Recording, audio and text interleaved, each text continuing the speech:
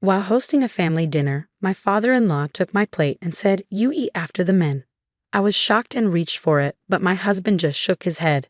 "It's tradition," he said quietly. The next day, I invited them to another dinner, and when they showed up, they learned exactly how I felt.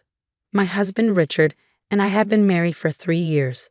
Our marriage wasn't bad, but I started noticing small things that bothered me. Richard wasn't abusive or mean, but around his family, he acted differently.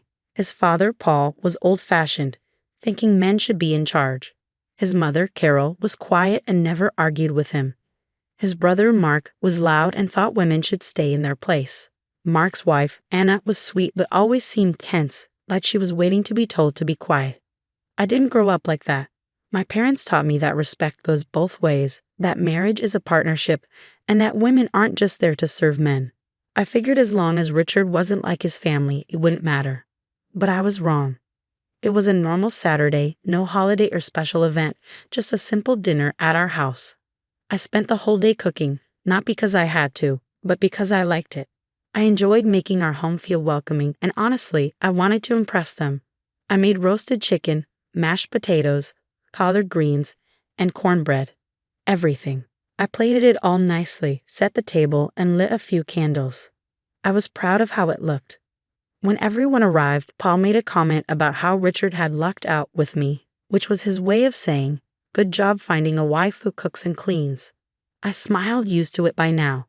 We sat down, and I brought the plates to the table. I set mine down last, right in front of my seat, and was about to sit when Paul reached across and took my plate. He handed it to Mark, saying, "You eat after the men." I froze. I thought it had to be a joke, but when I looked around, Mark was already eating. Carol stared at her plate. Anna looked uncomfortable but kept quiet. And Richard? He just gave me a look, like he was saying, "Don't make a scene." Then he quietly said, "It's tradition." Something inside me snapped. I wasn't raised to be treated like an afterthought. I wasn't going to sit there and wait for permission to eat like a servant. But I knew if I reacted right then, they'd just say I was overreacting. So I stayed quiet. I didn't touch my food or get another plate. I just sat there, watching them eat. Richard laughed at something Mark said. Paul took seconds. Carol ate silently, as always. I let my anger build and started planning. The next morning, I sent out a text. "Dinner at our place again next Sunday, my treat." Richard was surprised. "Another dinner? You were pretty quiet last night." I smiled. "I just want to make sure your family knows how much I appreciate them." The following Sunday, I went all out. Prime rib, garlic butter shrimp, scalloped potatoes, homemade bread, roasted asparagus. The best meal I could make. When they arrived, the house smelled amazing. The table was set beautifully, and the food was hot. The men sat down first, just like last time. They picked up their forks, and that's when I made my move. I stood up, took their plates one by one, and handed them to the women, Carol, Anna, and me. "You eat after the women," I said calmly, just like Paul had. The room went silent. Paul's jaw tightened. Mark scoffed. Richard blinked and asked, "Babe, what are you doing?" I took a bite of my food and smiled. "It's tradition." Paul stood up. "We don't do things like this." I chewed slowly, smiled again. "Exactly." Mark looked angry. "This is stupid." "Oh," I raised an eyebrow. "It wasn't stupid last week." Anna, sweet Anna, let out the smallest laugh, which she quickly covered with a cough. But I noticed it, and for the first time she really looked at her husband. Carol, too, for the first time picked up her fork before Paul. She still looked nervous, but she did it. As for me, I took my time eating. The men sat there, uncomfortable and hungry. I wasn't done yet. When I finished, I leaned back, wiped my mouth, and said, "Since the women cooked, the men can do the dishes." The look on Paul's face was priceless. Mark thought I was joking, but when I didn't start clearing plates, he realized I wasn't. And Richard? He hesitated, then sighed, stood up, and started collecting plates. Just like that, the balance of power shifted. Later that night, after everyone left, Richard and I sat in the kitchen, the sink full of dishes. He was quiet, staring at the table. I leaned against the counter, waiting. Finally, he spoke. "What was that about?" I raised an eyebrow. "Dinner." He let out a short, humorless laugh. "You humiliated my dad." I tilted my head. "Did I?" Or did I just show him what it's like to be on the other side? Richard set his drink down a bit too hard. You made everyone uncomfortable. I shrugged. Good. His jaw tightened. I don't get why you had to make such a big deal out of it. That's when I lost it. I slammed my hand on the counter. Oh, so it was fine when your dad did that to me, but when I do the same thing, it's a problem. That's just how he is. No, I interrupted. That's how you let him be. That's how your mom lets him be. That's how your brother treats Anna. And I'm sure that's how he's raising his sons too. Richard flinched. I softened my voice but stayed firm. I'm not some submissive housewife, Richard. I'm your wife, your partner. And if you think I'm going to sit here and wait my turn like I'm less than you, you're wrong. He exhaled through his nose, rubbing his temples. You're making this bigger than it needs to be. I stepped closer, lowering my voice.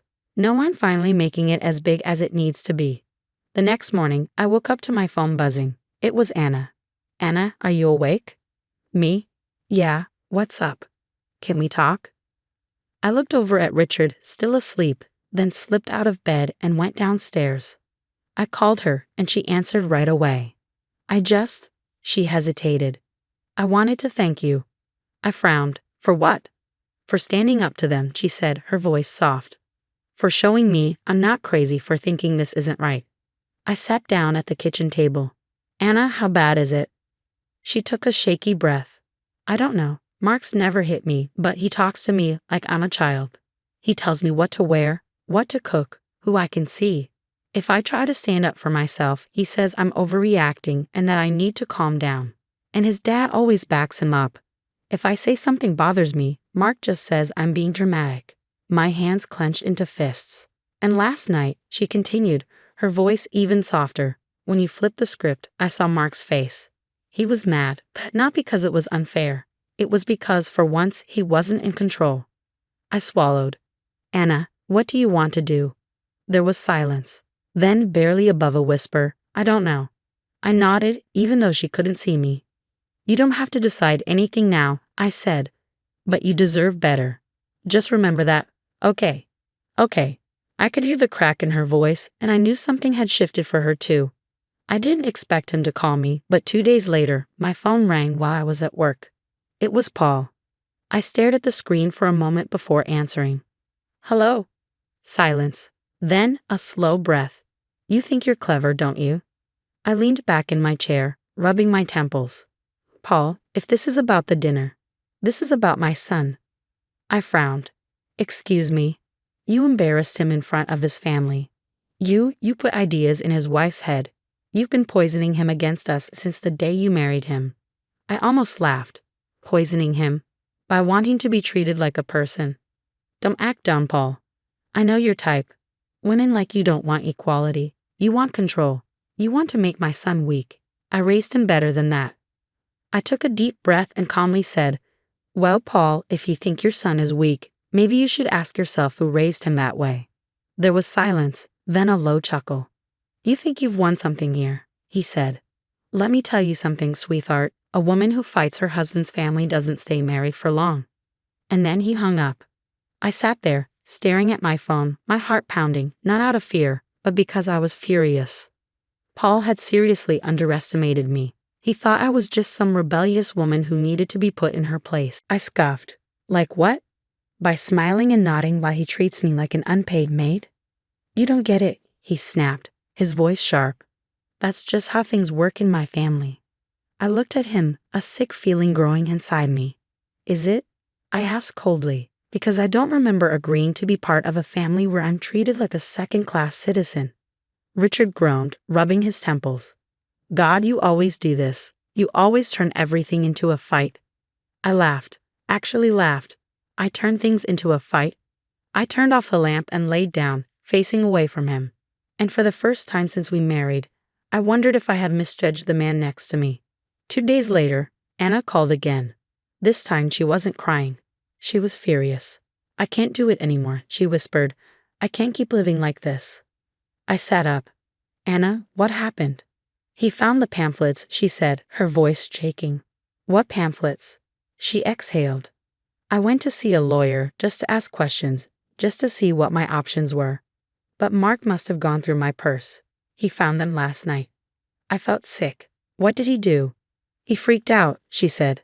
Started yelling about how I was humiliating him, how I was trying to ruin our family. He grabbed my phone and told me I wasn't leaving him ever. My stomach dropped. Did he hurt you? Silence. Then in the softest voice, he said, not yet. That was all I needed to hear. Anna, listen to me. You need to leave. I know, she whispered, but I don't know where to go. You come here, I said, without hesitation. Pack a bag, take your car, and get out before he comes home. She hesitated. But I don't care, I cut her off. You are not staying in that house one more night. She took a shaky breath. Okay. I hung up and immediately started preparing. I pulled out blankets, set up the guest room, and made sure everything would be ready for her. But just as I was about to call her back, Richard came in. Hey, he said, dropping his keys on the counter. Who was that? I hesitated. I never lied to him before, but this wasn't his business. Just Anna, I said, keeping my tone casual. Richard narrowed his eyes. What's going on with her? I shrugged. Just girl talk. He stared at me for a moment, then nodded, but I could feel something shift between us. I wasn't sure we could come back from it. Anna arrived 3 hours later. She was shaking as she pulled her suitcase inside, her eyes red from crying. I pulled her into a hug. You're safe now, I whispered. She nodded against me. I don't know what I'm going to do. We'll figure it out, I promised. I helped her settle in. She didn't eat much, just picked at her food, staring blankly. But just as we were about to go to bed, her phone rang. She looked at the screen, then froze. Mark, I snatched the phone from her hand and silenced it. A second later, Richard's phone rang from the bedroom. We froze. Then we heard voices outside. Anna turned pale. No. I peeked through the blinds. Mark was standing in our driveway, and Paul was with him. Ice ran through my veins. They knew, and they weren't leaving without a fight. Mark and Paul stood there, backlit by the porch light. Anna was shaking, clutching her shirt like it was the only thing keeping her grounded. Her phone buzzed again. Another call from Mark, then a text. Mark, come out now. I took a deep breath and turned to her. You don't have to do this. You don't owe him anything. She swallowed hard. If I don't go out there, he'll just keep coming. That's when Richard stepped into the room, still holding his ringing phone. He looked at Anna, then at me, his face twisted with realization. You knew, he said, his voice low. I didn't answer. He scoffed. You went behind my back. You didn't even tell me. I clenched my jaw. Because I knew you tried to stop me. Richard's nostrils flared. Mark is my brother. Don't you think I should have had a say in this? Your brother is scaring his wife so badly that she had to run in the middle of the night. I snapped. Do you really think I care about how it makes you feel? He didn't answer. Another knock came, harder this time. Anna, Mark's voice was calm, eerily calm. Come outside, let's talk. Anna shrank back, shaking her head. Then came Paul's voice. You're embarrassing yourself, girl, and embarrassing our family. You don't just walk out of a marriage.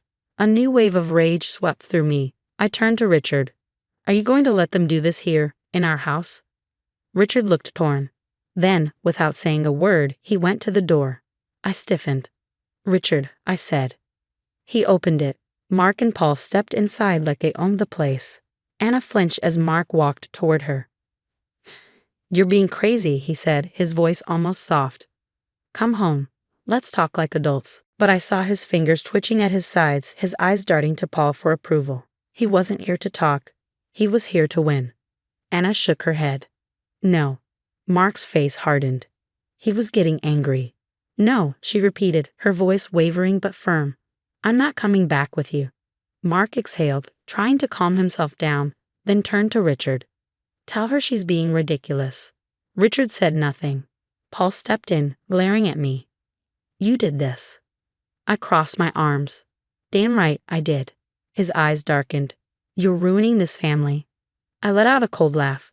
No, Paul. I'm just showing everyone what's already broken. He stepped closer, his presence intimidating. But I didn't flinch. You have no idea what you've started, he said, his voice low. And that's when I snapped. I looked him dead in the eye. I started nothing. You did. The day you taught your sons that their wives were beneath them. The day you told your daughter-in-law she couldn't leave. The day you raised your son to confuse control with love. Paul's jaw tightened, his fists balled. Then Anna spoke. I'm filing for divorce. The words hit like a bomb. Mark turned to her, shocked. You don't mean that. Her lips trembled, but she spoke with strength. I do. Paul stepped forward, voice dangerously low. No woman in this family gets divorced. Anna lifted her chin. Then I guess I'm not part of this family anymore. Just like that, the power shifted. Paul couldn't believe it. His control was slipping. Mark looked like he'd been hit. Richard seemed to realize for the first time that maybe his father wasn't the man he thought he was. Then Paul did something no one expected. He turned to Richard. Get in the car. Richard blinked. What? Paul's face was red with fury.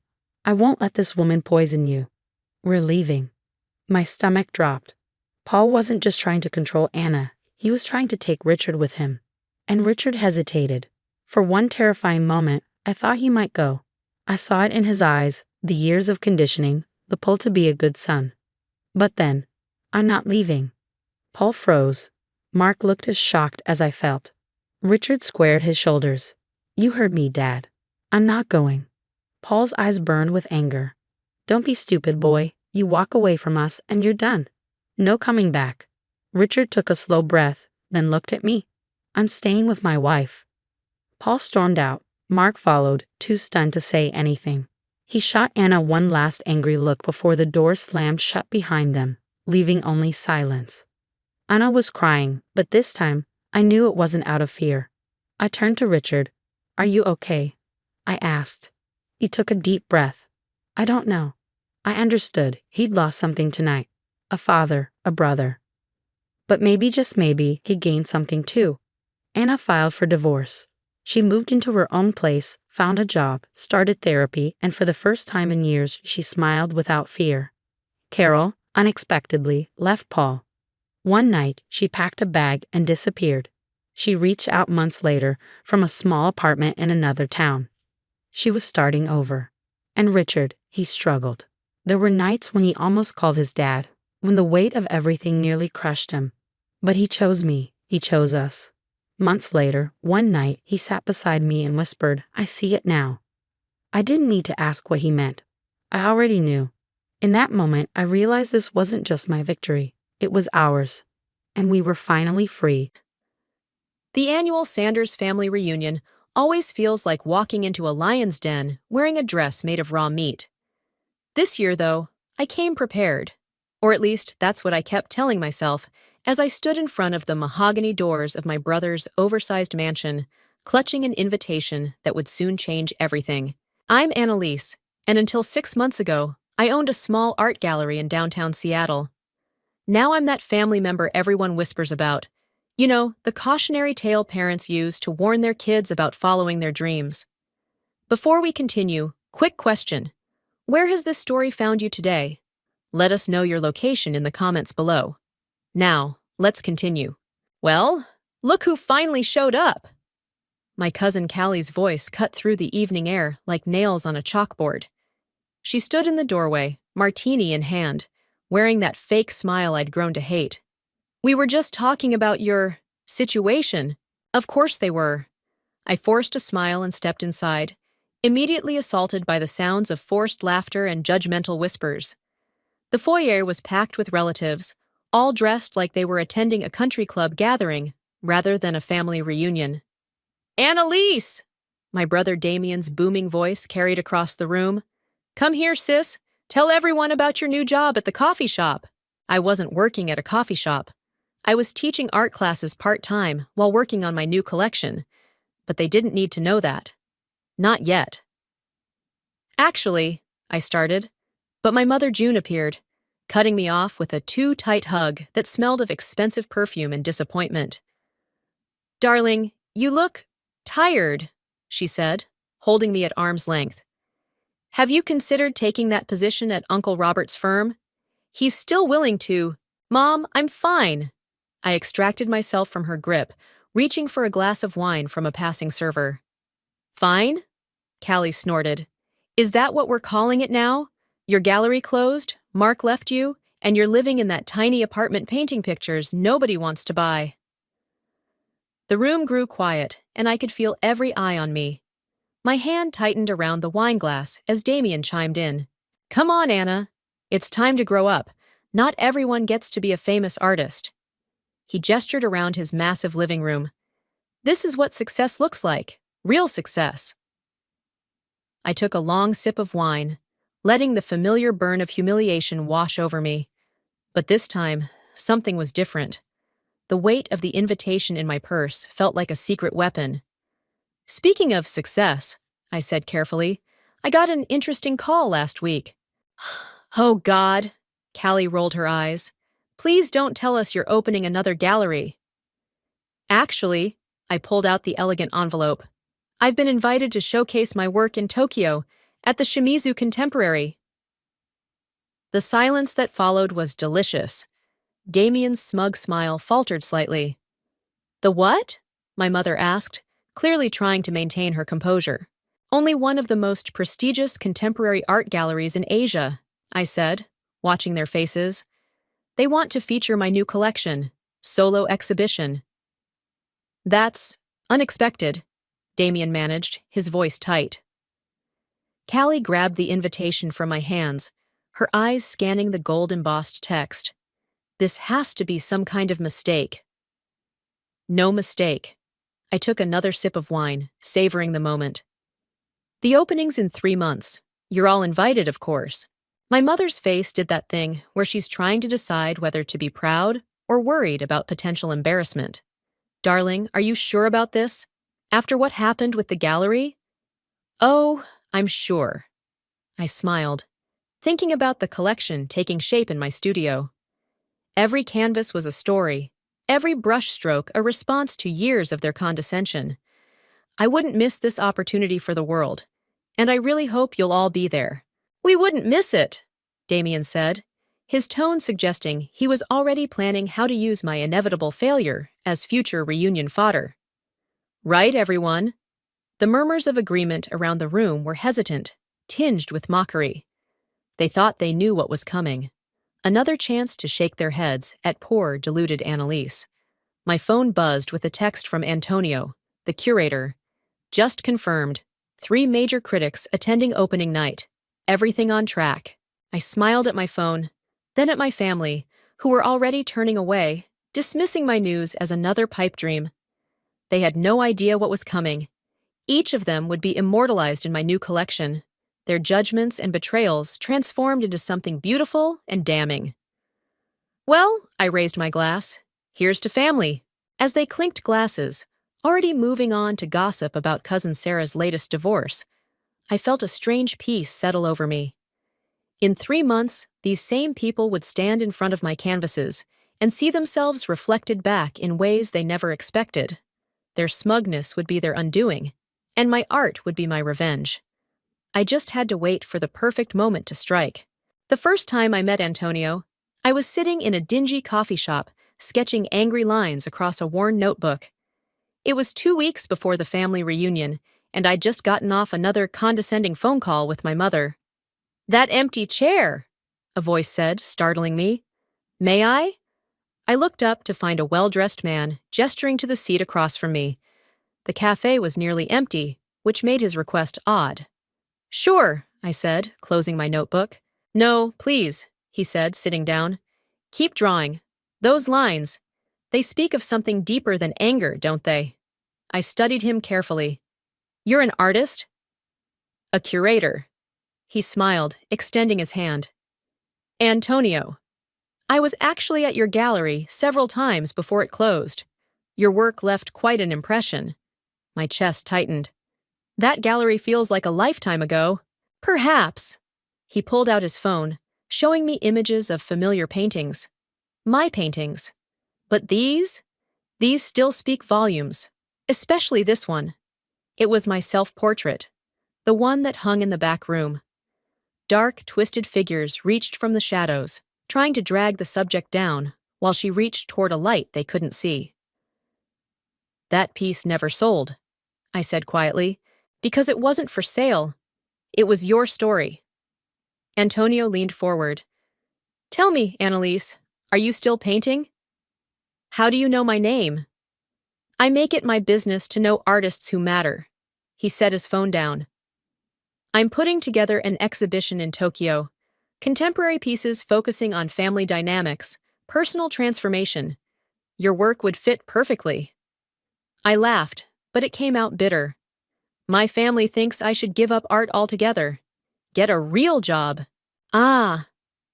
Antonio's eyes sparkled. And what do you think about that? Before I could answer, my phone buzzed. A text from my ex-husband. Heard about the gallery, told you it was a mistake. Hope you're finally seeing reason. I showed Antonio the message. That's what everyone in my life thinks. That I'm unreasonable for pursuing art. Then they don't understand art's true power. He pulled out a business card. Pain, betrayal, redemption. These emotions create the most compelling works. Your gallery pieces showed promise, but they were safe. What would you create if you stopped being safe? My hand trembled slightly as I took his card. What exactly are you suggesting? 3 months, 10 pieces. Complete creative freedom. He gestured to my notebook. Those angry lines? Transform them. Show the world what happens when they try to cage an artist's spirit. You haven't seen my new work, I protested. How do you know? I know enough. He stood up, straightening his jacket. The exhibition opens in December. Your family, they doubt you? I nodded. Then invite them. Let them see themselves through your eyes. He smiled, but it wasn't entirely kind. Sometimes the best revenge is forcing people to confront their own reflection. After he left, I sat there for hours, sketching frantically. Images poured out. My mother's disapproving frown transformed into a Baroque mask of propriety. Damien's success worship depicted as a golden noose. Callie's fake sympathy twisted into thorned roses. My phone buzzed again. This time it was Selah, my oldest friend. Hey stranger, haven't heard from you in weeks. You okay? I called her immediately. Selah, I need your honest opinion. Am I crazy for still trying to make it as an artist? What brought this on? Her voice was concerned. Did your family say something again? No. Well, yes, but... I explained about Antonio and the exhibition offer. Holy shit, Anna! Selah's excitement was contagious. The Shimizu Contemporary? That's huge! But what if they're right? What if I'm just setting myself up for another failure? Listen to me. Selah's voice turned serious. Your gallery didn't fail because you're a bad artist. It failed because you were trying to create what you thought people wanted to see. When was the last time you painted something just for you? I looked down at my sketches, raw, angry, honest. I think I'm about to. Then do it. Show them all what you're capable of. She paused. Just promise me one thing. What? Don't hold back. Not this time. That night, I emailed Antonio my acceptance and ordered new canvases. As I cleared space in my small studio apartment, I found my old wedding photo tucked behind some boxes. Mark's smiling face looked back at me, his arm around my shoulders, both of us standing in front of my first gallery opening. You'll never make it in the art world, he'd said the night he left. You're just not good enough. I ripped the photo in half and pinned it to my inspiration board. Below it, I wrote, "Watch me." The next morning, I started painting. Each stroke felt like breaking free from chains I hadn't even realized I was wearing. For the first time in years, I wasn't creating art to please others or prove something. I was creating art to set myself free. And if it burned some bridges along the way, well, that was just part of the masterpiece. Paint splattered across the canvas like blood, dark reds mixing with deep purples. I'd been working for 6 hours straight when the knock came at my door. The sound made me jump, smearing crimson across what was supposed to be my mother's perfectly coiffed hair in the portrait. Annalise? Darling, are you home? Speaking of the devil, I looked down at my paint-covered clothes and sighed. Coming, Mom. I opened the door to find June standing there in her designer suit, looking completely out of place in my apartment building's dingy hallway. Her eyes widened at my appearance. Oh, sweetheart. She pushed past me into the apartment. You're not still. She trailed off as she saw the canvases.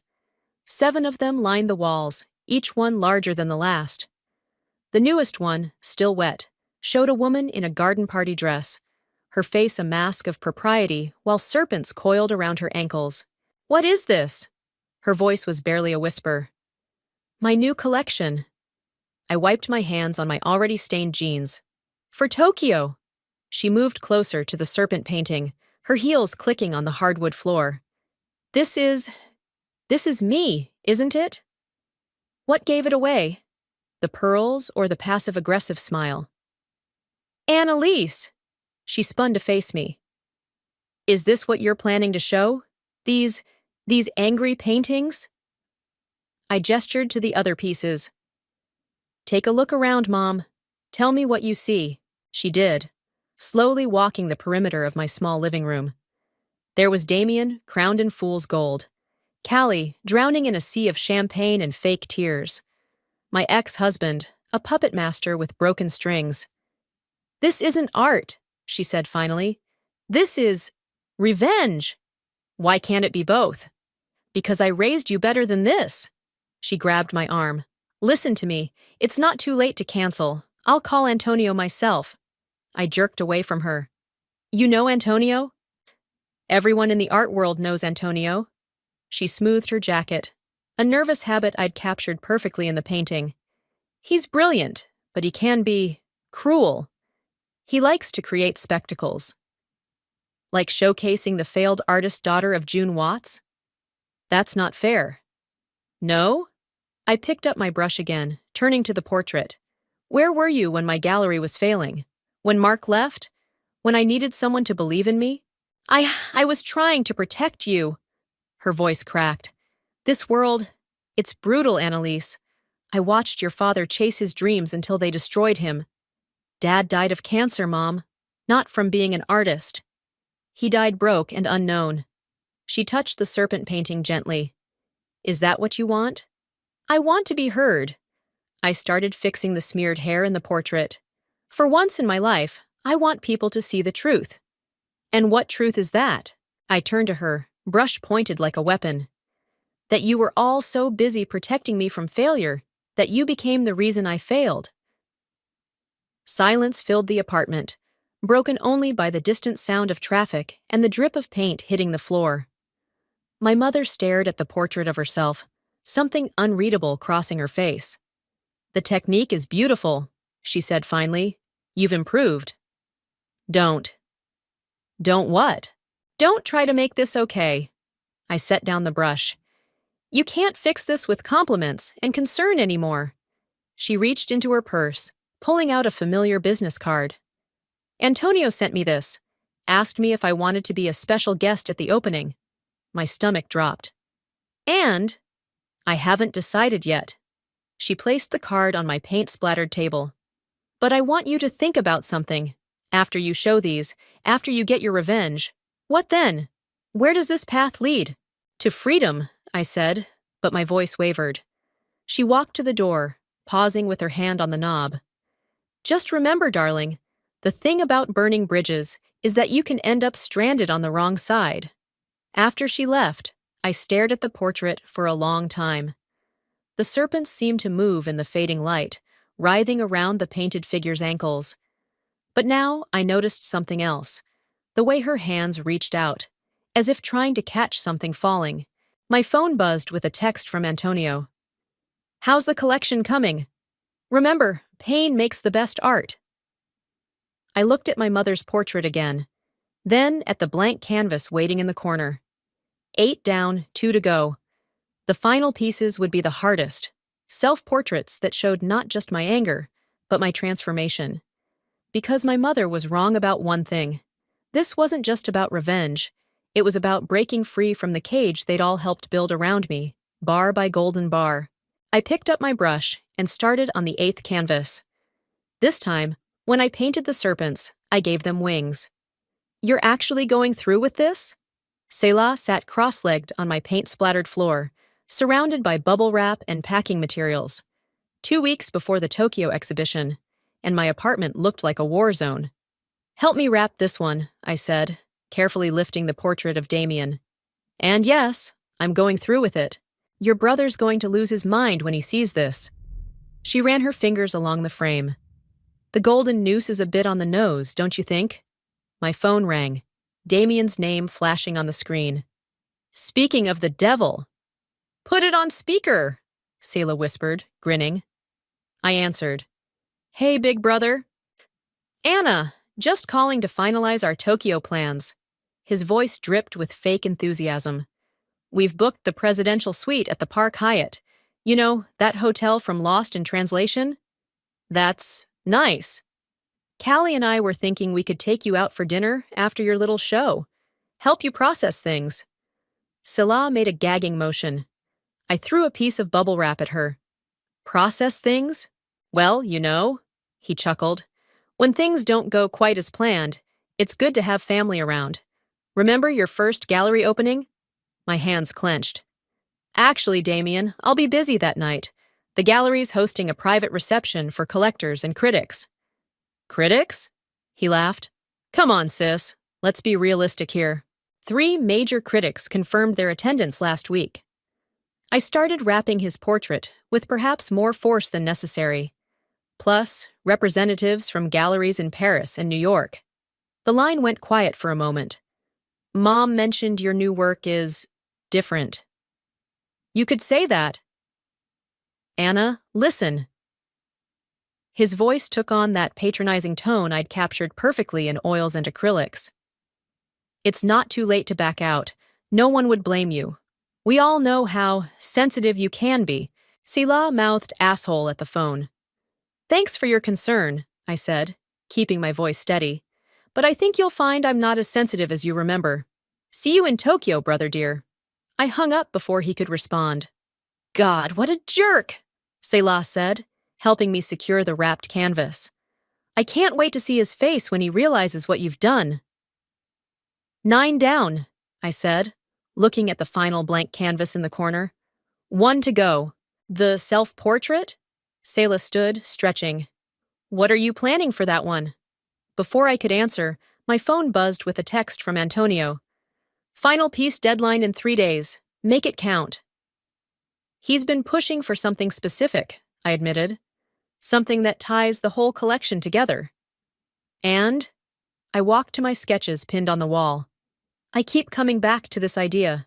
The rough drawing showed a woman emerging from a chrysalis made of broken picture frames and shattered expectations.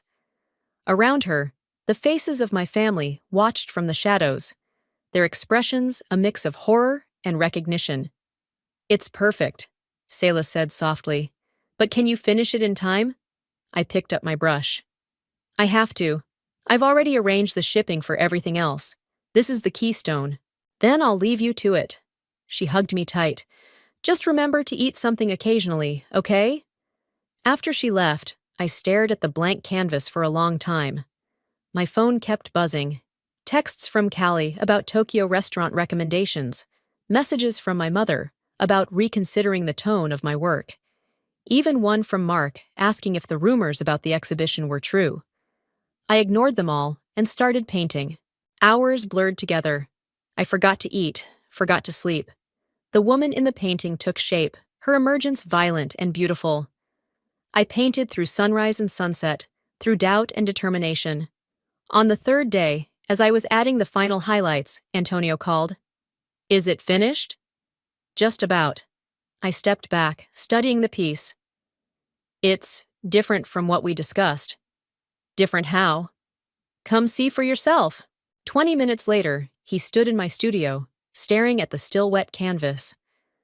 The woman in the painting wasn't just emerging, she was exploding from her chrysalis, fragments of her old life becoming wings of fire and gold. The watching faces weren't horrified anymore. They were transfixed, caught between judgment and awe.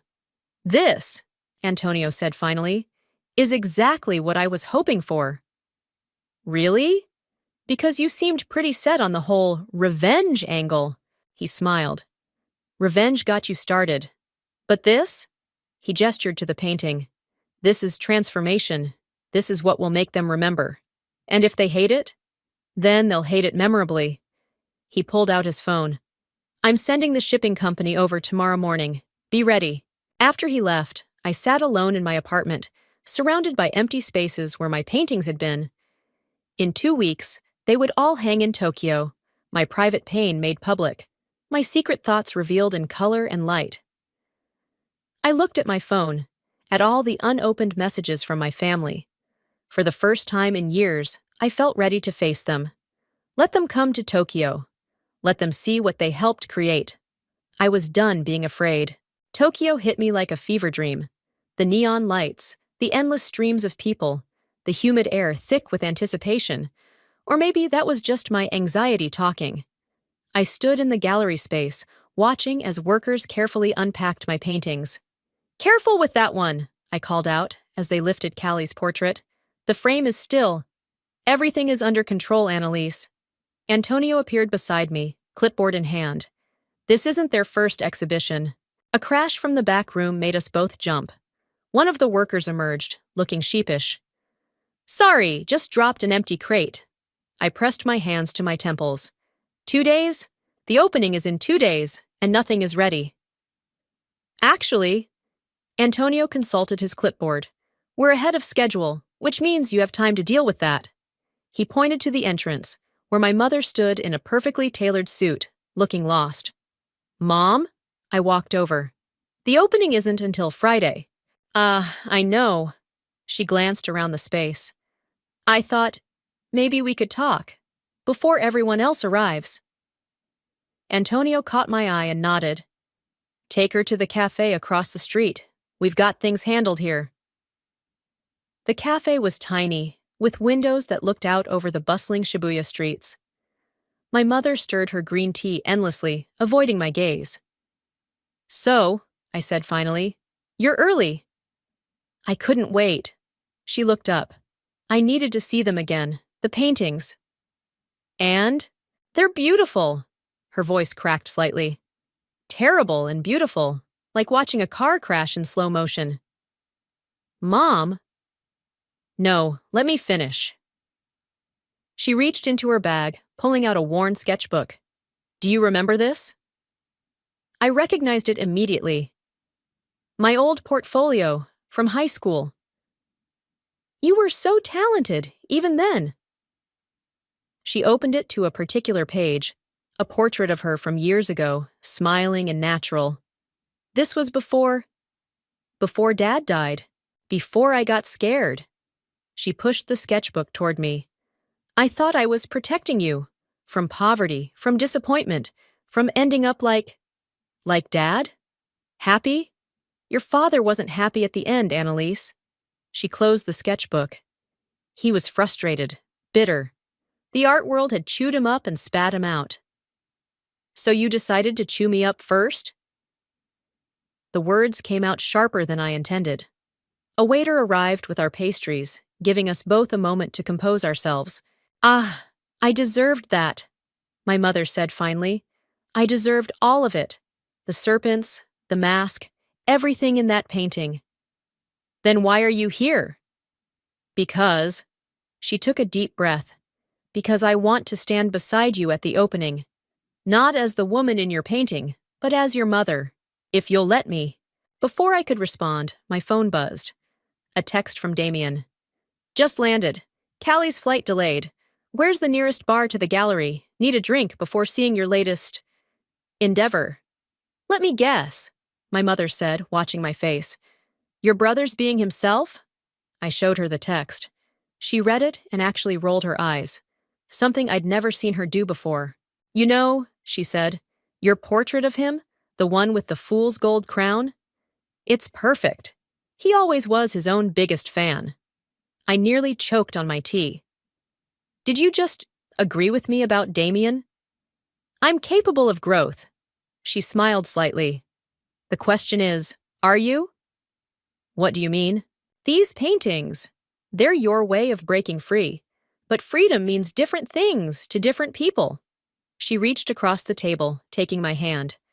Sometimes it means knowing when to let go of the anger, even when it's justified. My phone buzzed again. Antonio. Critics arriving early for preview. Need you back here. I have to go, I said, standing. The critics? I know. She stood too, straightening her jacket. Just think about what I said. And Annalise? She caught my arm as I turned to leave. Whatever happens at the opening, remember, you already won. You finished the collection. You made it to Tokyo. Everything else is just fool's gold? She laughed. A real laugh, not her usual polite titter. Exactly. Back at the gallery, the lights were being tested, casting dramatic shadows across my paintings. Antonio was directing the final placements, arguing in rapid Japanese with the lighting technician. Move that spot 2 degrees left, he called out. We need the serpents to look like they're moving. I watched as the light shifted, bringing my mother's portrait to life. The serpents did seem to move now, but somehow they looked less threatening than before. Maybe it was the conversation with my mother, or maybe it was just the Tokyo air, but something had shifted. Perfect, Antonio said, coming to stand beside me. Now, are you ready to face the critics? I thought about my mother's words, about letting go of anger, about different kinds of freedom. Yes, I said. I'm ready for whatever comes next. The gallery lights dimmed and rose again, making the gold leaf in my paintings glitter like stars, like promises, like possibilities. Opening night arrived with the subtlety of a thunderstorm. I stood in the gallery's entrance, wearing a black dress that cost more than a month's rent, watching as Tokyo's art elite mingled with my family's particular brand of dysfunction. Darling! Callie's voice carried across the space. This is different from your usual work. She stood before her own portrait, champagne glass trembling slightly in her hand. In the painting, she was drowning in a sea of her own tears, each droplet containing a reflection of her fake smiles. You always said I should try new things, I replied sweetly. Is that supposed to be me? She leaned closer. The resemblance is uncanny? Antonio appeared beside us. That's what the critics are saying. Excuse me, but I need to borrow the artist. The reviewer from Art Forum wants a word. Before he could lead me away, Damien's voice boomed through the gallery. Well, well, little sister, you've really outdone yourself this time. He stood in front of his portrait, his real face almost as red as the painted fool's gold crown. Several critics nearby turned to watch the interaction, their notepads ready. I'm glad you could make it, I said, keeping my voice level. What do you think of the collection? What do I think? He laughed, but it wasn't a happy sound. I think you've lost your mind. Is this what you've been working on? Turning your family into monsters? No, I stepped closer. I just painted what I saw. A murmur went through the growing crowd. From the corner of my eye, I saw my mother enter the gallery, stopping short at the scene unfolding. What you saw? Damien gestured wildly at his portrait. You painted me as some sort of corporate puppet. Actually, a crisp voice cut in, the technical term would be modern Midas, the gold that both crowns and condemns. Quite brilliant, really. We turned to find a woman in severe glasses studying the painting. Mariko Sato, Art Forum, she introduced herself. This piece perfectly captures the hollow nature of success worship in contemporary society. The way the crown appears to be melting, consuming the subject. Masterful. Damien's face went from red to purple. This is ridiculous. You're all praising her for telling the truth? My mother's voice made us all turn. She stood before her own portrait, head held high. She's not wrong, Damien, about any of us. The gallery had gone quiet, the audience watching this family drama unfold like it was performance art. Maybe it was. June, Damien started, but she cut him off. No, look at these paintings. Really look at them. She moved through the gallery, gesturing at each piece. Every criticism, every disappointment, every moment we chose status over support, it's all here, and it's beautiful. Beautiful? Callie scoffed. She's humiliated us. No, Mariko interrupted again, scribbling in her notepad. She's immortalized you. These aren't just family portraits. They're a study of modern relationships, of expectations versus reality. The technical skill is impressive, but the emotional depth, that's what makes these works significant. More critics gathered, discussing brush techniques and symbolism. I heard phrases like breakthrough artist and raw emotional honesty floating through the air. Antonio touched my elbow. The final piece. It's time. He led the crowd to the back wall, where my self-portrait hung, the woman emerging from her chrysalis of broken expectations. Under the gallery lights, the gold leaf wings seemed to pulse with life. This, Mariko said softly, this is the key to everything. The transformation of pain into power.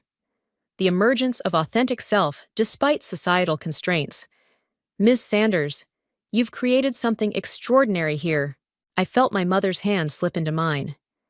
Yes, she said. She has. Damien and Callie stood apart from the crowd, their faces a mix of emotions I couldn't quite read. But for the first time, they were silent. The rest of the evening passed in a blur of interviews and congratulations.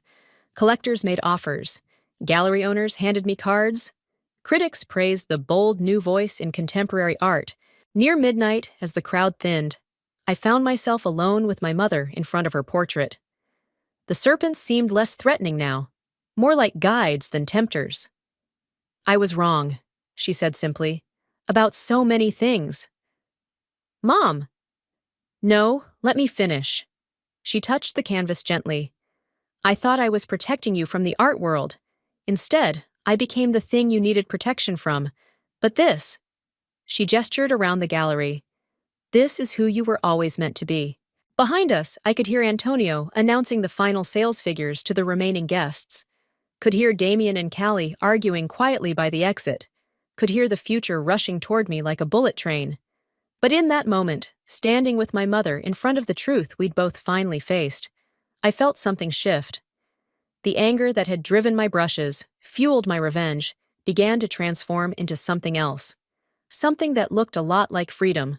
The morning after the opening, I sat in my hotel room surrounded by newspapers.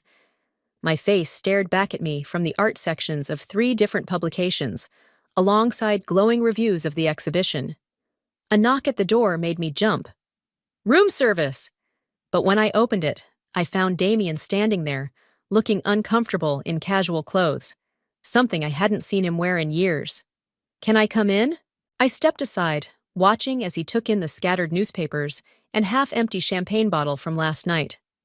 Quite a splash you made, he said, picking up one of the papers. Rising star transforms family drama into artistic triumph. Mom must be thrilled. Why are you here, Damien? He sat heavily in one of the plush chairs. I couldn't sleep last night. Kept seeing that damn painting. The crown, the noose. He looked up at me. Is that really how you see me?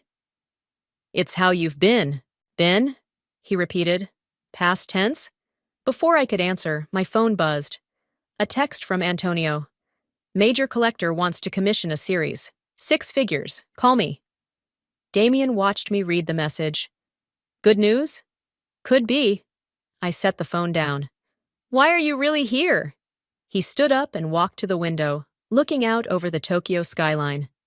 Remember when we were kids, before Dad got sick? You used to draw these ridiculous portraits of me as a superhero. Super Damien, I said softly. Defender of little sisters. What happened to us, Anna? You happened. Success happened. The day you made partner at your firm, you told me I was wasting my life with hobby art. He winced. I was trying to help. No, you were trying to make me more like you. I joined him at the window. The thing is, Damien, I never wanted to be like you. I just wanted you to be proud of me anyway. The critics are proud enough. He attempted a joke, but it fell flat. That's not the same thing. We stood in silence, watching the city wake up below us. Finally, he turned to face me. The painting, he said. The crown is melting, but the person underneath, he looks scared. Because he is. I met his eyes. Aren't you? Before he could answer, another knock came at the door. This time it was Callie, her makeup perfect despite the early hour. "Oh," she said, seeing Damien. "I didn't realize." "Come in," I said. "We're having a family meeting, apparently." Callie perched on the edge of the bed, her designer purse clutched like a shield. "I saw the offers. For your paintings. They're impressive." "Don't strain yourself with compliments, Callie." "I'm serious."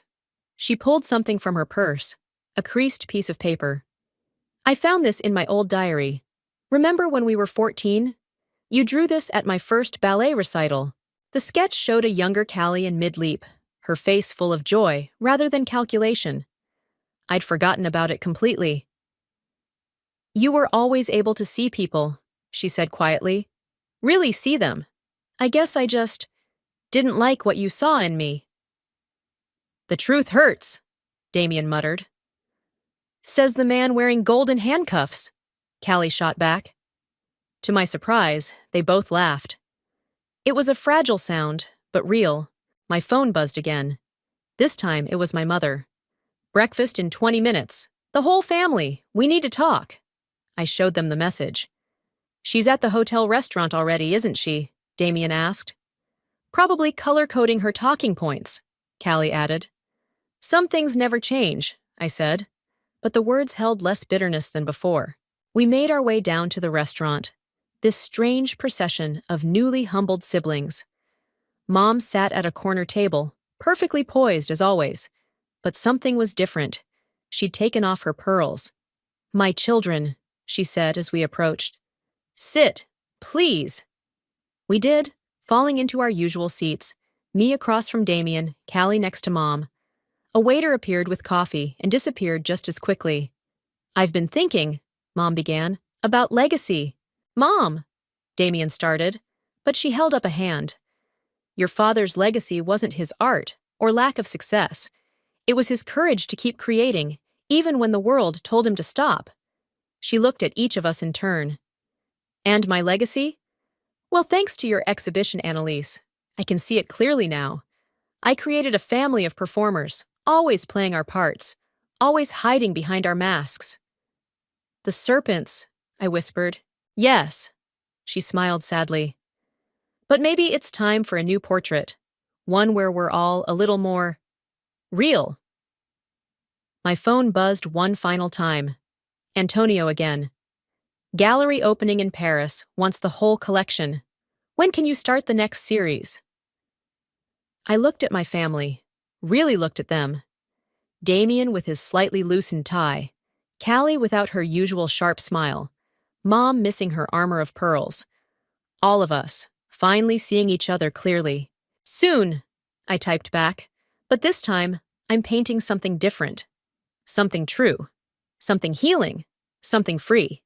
The last day of the Tokyo exhibition dawned clear and bright. I stood in the empty gallery, saying goodbye to each painting before they were packed for Paris.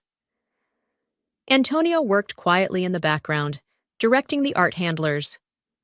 "Having second thoughts?" he asked, catching me touching the frame of my mother's portrait.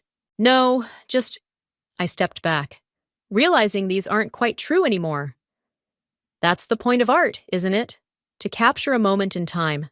My phone buzzed. A message from Mark. "Saw the reviews? Congratulations. I was wrong about you."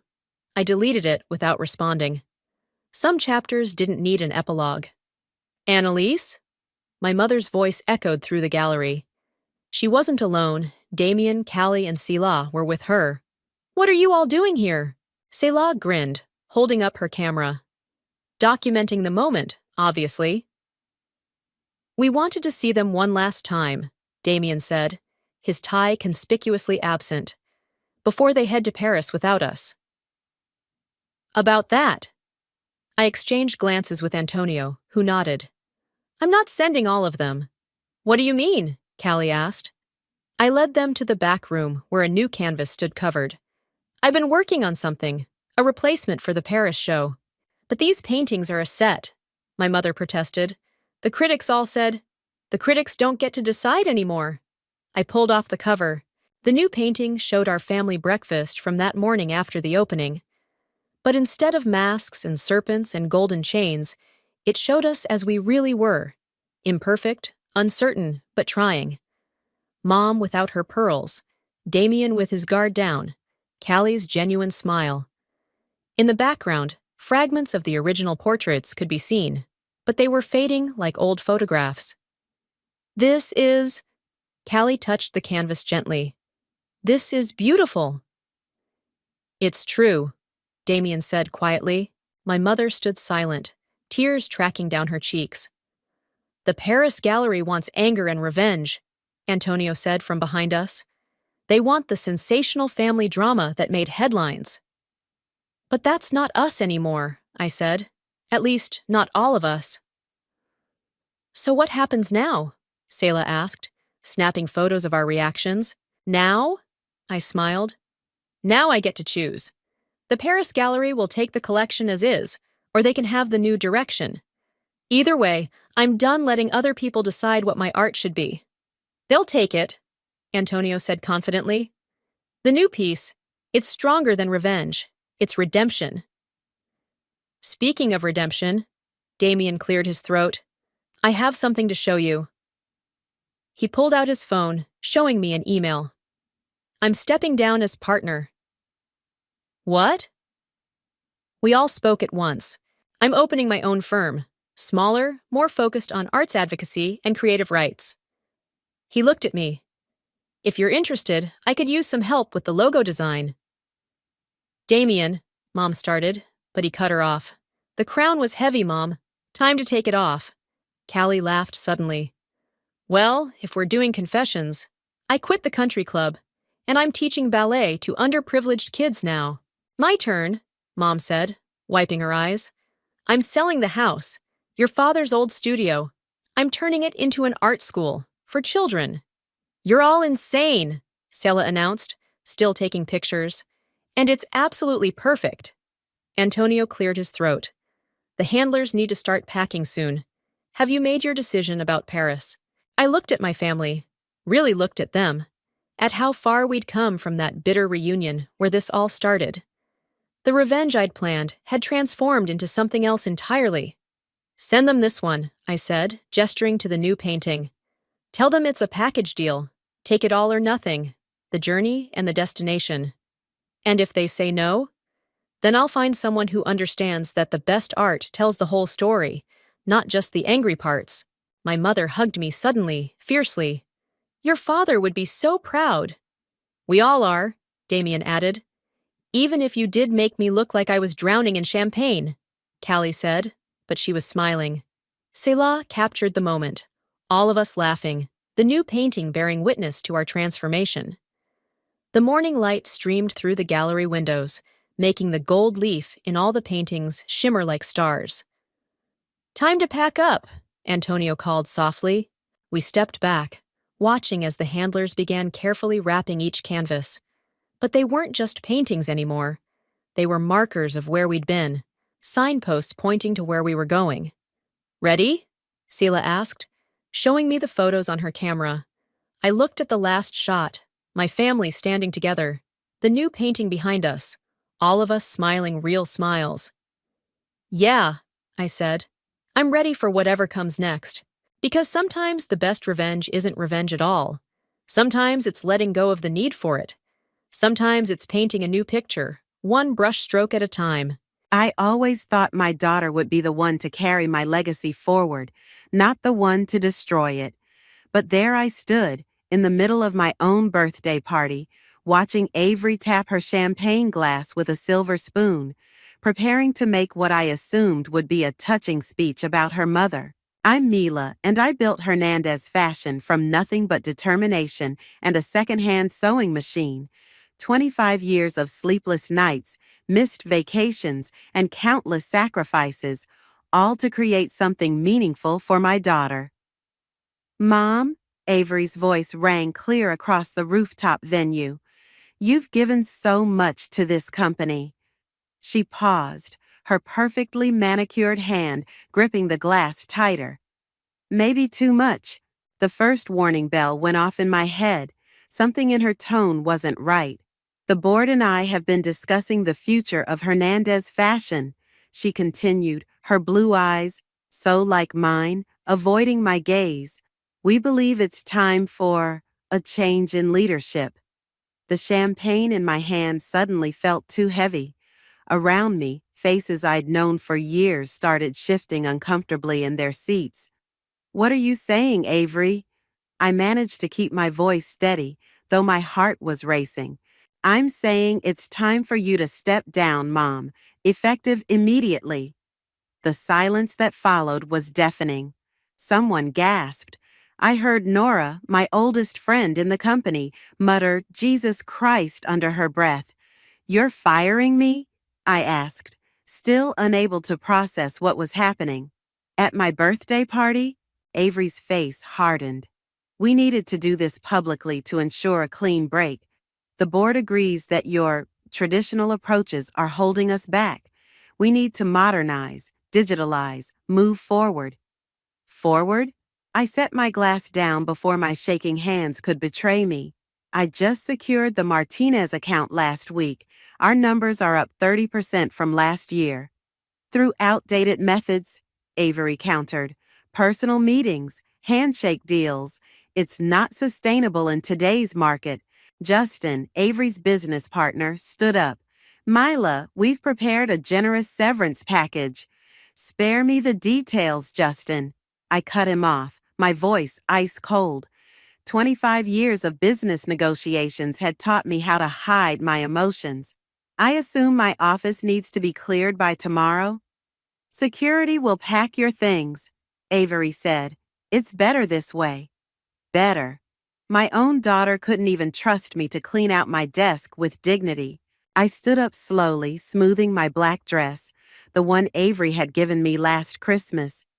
Well then, I suppose I should thank you all for coming to my birthday party. And my retirement party, apparently. Nora started to stand, but I waved her off. This wasn't the time for sympathy. I needed to leave with whatever fragments of pride I had left. As I walked toward the elevator, Avery called out, "Mom, wait!" I turned, meeting her eyes one last time. You know, Avery, I taught you everything I know about business. Everything except one thing. Karma's a patient teacher, and she always collects her dues. The elevator doors closed on her startled face, and I finally allowed myself to shake. 30 floors to pull myself together. 30 floors to decide what comes next. In the lobby, I passed the wall of magazine covers featuring our success story. Mother and daughter, the unstoppable duo of Hernandez fashion. What a joke. Outside, the New York evening was humid and alive with possibility. My phone buzzed, probably Nora checking on me, but I ignored it. Instead, I opened my banking app and checked my personal accounts. The money I'd been saving for Avery's eventual wedding looked back at me, mocking my maternal sentimentality. A notification popped up on my screen. Rising stars in fashion, independent designers struggle in corporate shadow. The article featured 2 young designers, Bridget and Annalise, talking about their challenges breaking into the industry. My hands stopped shaking as an idea took root. If Avery wanted to play corporate shark, fine. But she'd forgotten who taught her how to swim in these waters. I flagged down a taxi, my mind already racing with possibilities. "Where to?" the driver asked. I thought about the article, about karma, about revenge, served not cold, but perfectly tailored. "Law offices of Goldman and Associates," I said. It was time to create a new company, under a new name, one that would remind my daughter that some traditional approaches still had teeth. The taxi pulled away from the curb, leaving behind the building where I'd spent half my life. In the rearview mirror, I watched it disappear into the skyline, along with the last traces of the mother Avery thought she knew. Sometimes the best revenge isn't about destruction, it's about creation, and I was about to create something that would make my daughter's betrayal look like the mistake it was. 3 months after my public humiliation, I sat in the back row of a small design studio, watching Bridget and Annalise present their latest collection to potential buyers. Their talent was raw, undeniable, but their presentation needed work. The stitching technique is traditional Vietnamese, Bridget explained, her hands shaking slightly as she held up a blazer. But we've modernized it for— How many units can you produce in a month? Interrupted one of the buyers, barely looking up from his phone. Well, currently we're limited by our— Pass, he said, standing up. Call us when you have the infrastructure to handle real orders. I waited until the disappointed buyers filed out before approaching the design table. Bridget was fighting back tears, while Annalise angrily stuffed fabric samples into a drawer. Your biggest problem isn't production capacity, I said, making them both jump. It's that you're letting them set the terms of the conversation. I'm sorry, who are you? Annalise asked, protective arm around her partner's shoulders. Maria Luna, I said, using my new alias, and I'm here to invest in your company. Bridget wiped her eyes. We're not looking for small investors. We need serious— I pulled out my phone and showed them the number I was prepared to offer. Their eyes widened in perfect sync. That's— Annalise swallowed hard. That's a lot of zeros. It comes with conditions, I said, running my hand over their displayed designs. I remain anonymous, no board seat, no public involvement, but I want final approval on business strategy. Why anonymous? Bridget asked. Suspicious? I smiled, thinking of Avery. Let's just say I prefer to let the work speak for itself. Do we have a deal? They looked at each other, having one of those silent conversations that close partners perfect over time. Finally, Bridget nodded. Good, I said. Now, show me that blazer again, but this time sell it like you own the room. The next few weeks were a blur of late nights and coffee-fueled strategy sessions. I taught them everything I knew about the industry, every trick, every shortcut, every handshake deal that Avery had dismissed as outdated. The Martinez account is looking for new suppliers, I mentioned casually one evening, knowing they were Avery's biggest client. Their buyer, Sandra, loves hand-finished details. Martinez? Annalise's eyes went wide. They're way out of our league. Not anymore, I said, pulling out my phone. Sandra's having lunch at Le Bernardin tomorrow, table 12. She always orders the sea bass. How do you know that? Bridget asked. I waved away the question. Take the blazer, wear it.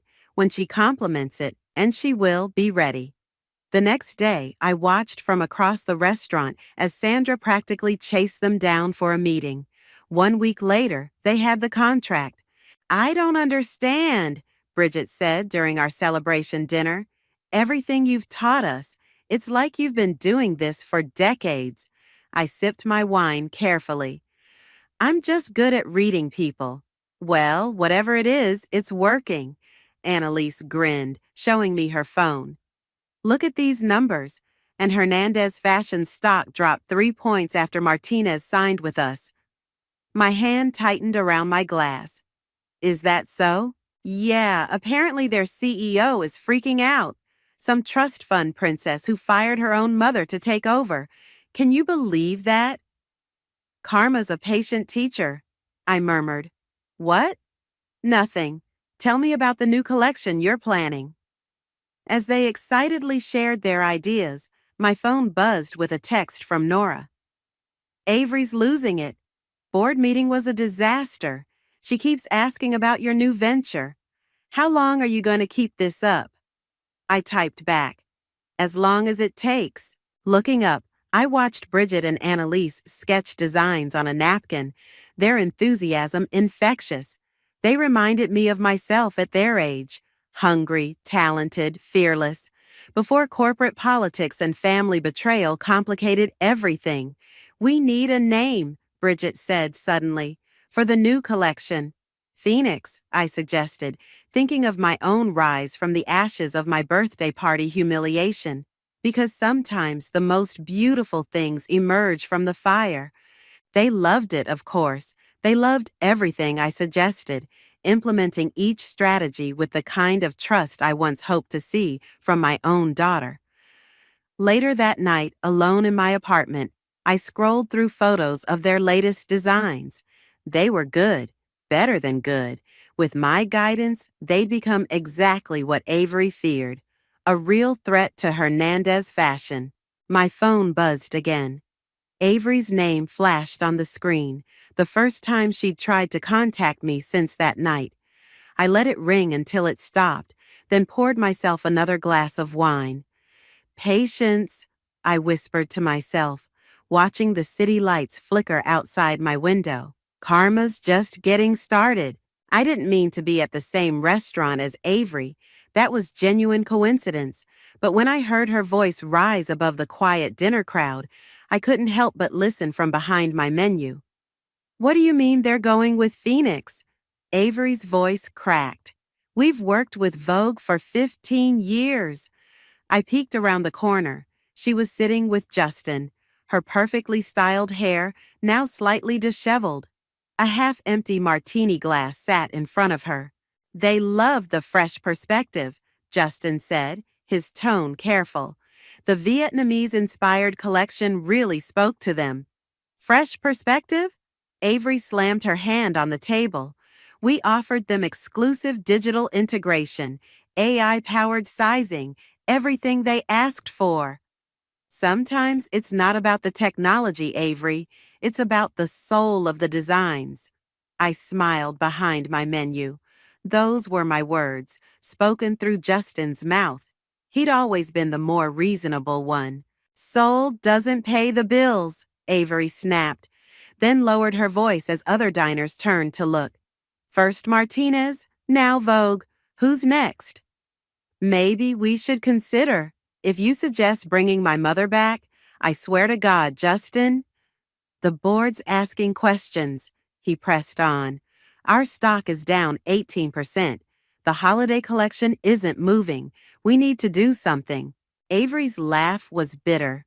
You think I haven't tried calling her? She won't answer, won't return my emails. It's like she disappeared. Can you blame her? The silence that followed was heavy. I risked another glance. Avery was staring into her martini, looking more like the little girl who used to fall asleep in my design studio than the CEO who fired me. I did what I had to do, she whispered. Did you? Justin leaned forward. Because from where I'm sitting, we had a good thing going before you decided to go nuclear on your own mother. We were stagnating. We were stable, profitable, respected. Justin stood up, dropping his napkin on the table. Maybe it's time to admit you made a mistake. After he left, Avery ordered another martini. I watched her pull out her phone, scroll through something, then press it to her ear. Mom? Her voice was small now. I know you're getting these messages. Please, I need to talk to you. Everything's falling apart and I don't know how to. She trailed off, wiping her eyes. Just call me back, please. Something twisted in my chest. The mother in me wanted to go to her, stroke her hair like I used to when she was upset.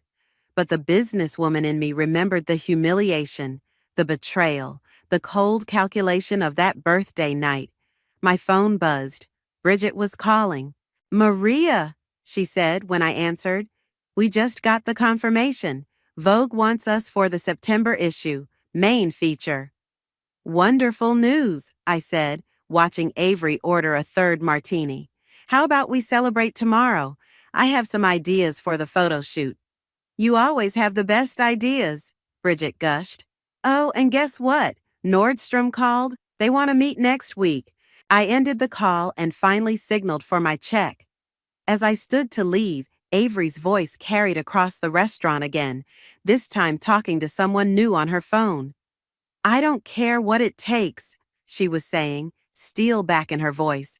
Find out who's behind Phoenix. Someone must know something about this Maria Luna person. I froze mid-step. She was investigating. Of course she was. I taught her to always know her competition. No, I want everything, she continued.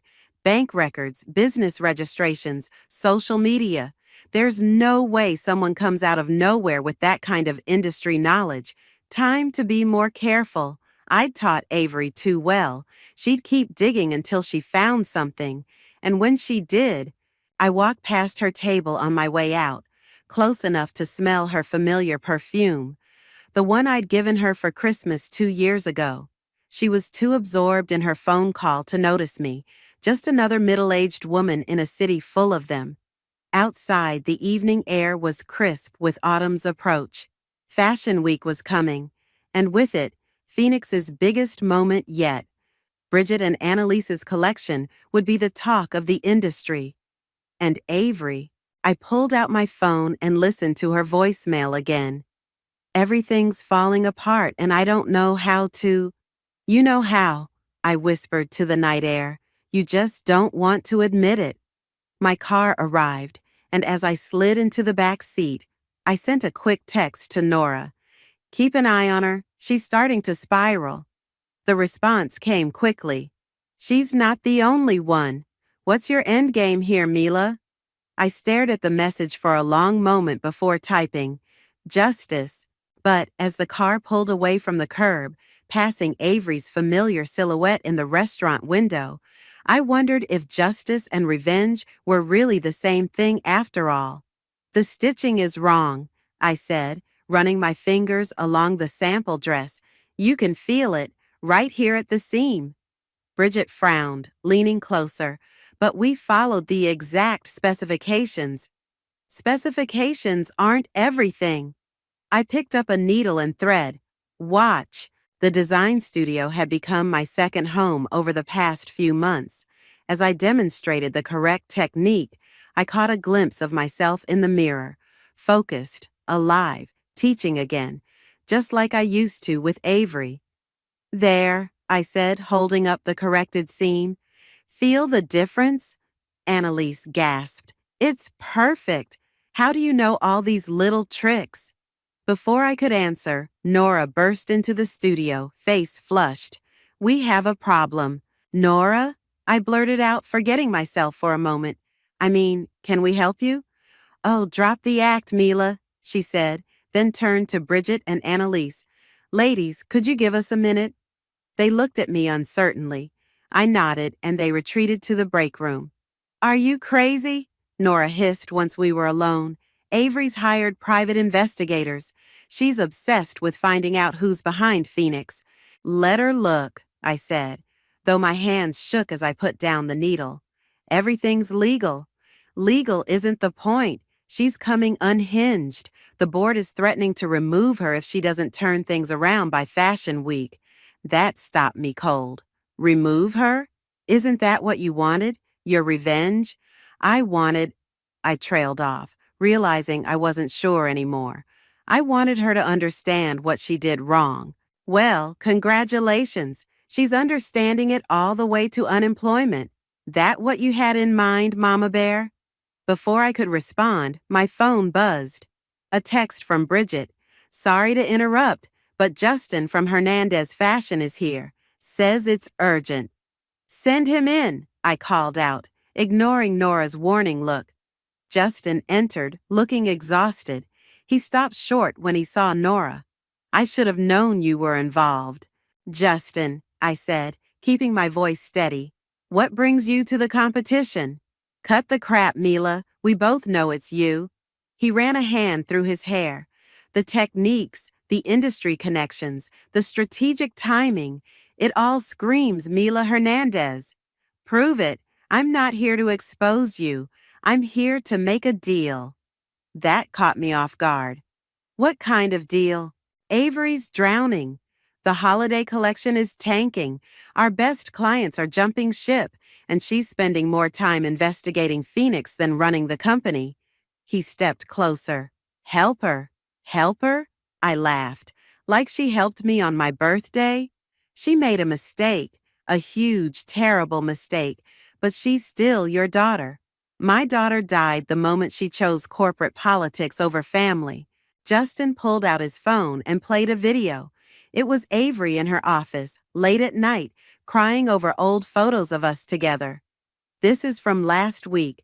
She watches your old design tutorials every night, trying to figure out where she went wrong. My chest tightened. Turn it off. The board meets next Friday, he continued. Without a miracle, they're voting her out. Is that really what you want? Nora touched my arm. Mila, I have to go, I said abruptly, grabbing my bag. Lock up when you leave. I hurried out, but not before hearing Bridget's voice from the break room. Was that really Mila Hernandez? The Mila Hernandez? Outside, the city was settling into evening. I walked aimlessly, remembering all the nights Avery and I had done the same, discussing designs, sharing dreams. Where had that mother-daughter team gone? My phone buzzed again, another voicemail from Avery. Mom, I found your old sketches today. Remember when you taught me about balance in design? How everything needs its opposite to work? I think I forgot that somewhere along the way. Please call me back. I sat on a nearby bench, suddenly exhausted. A young mother passed by, holding her daughter's hand as the little girl skipped along. They were both laughing. Damn it, I whispered, pulling out my phone again. I dialed Bridget's number. Maria, is everything okay? I need to tell you something, I said, about who I really am.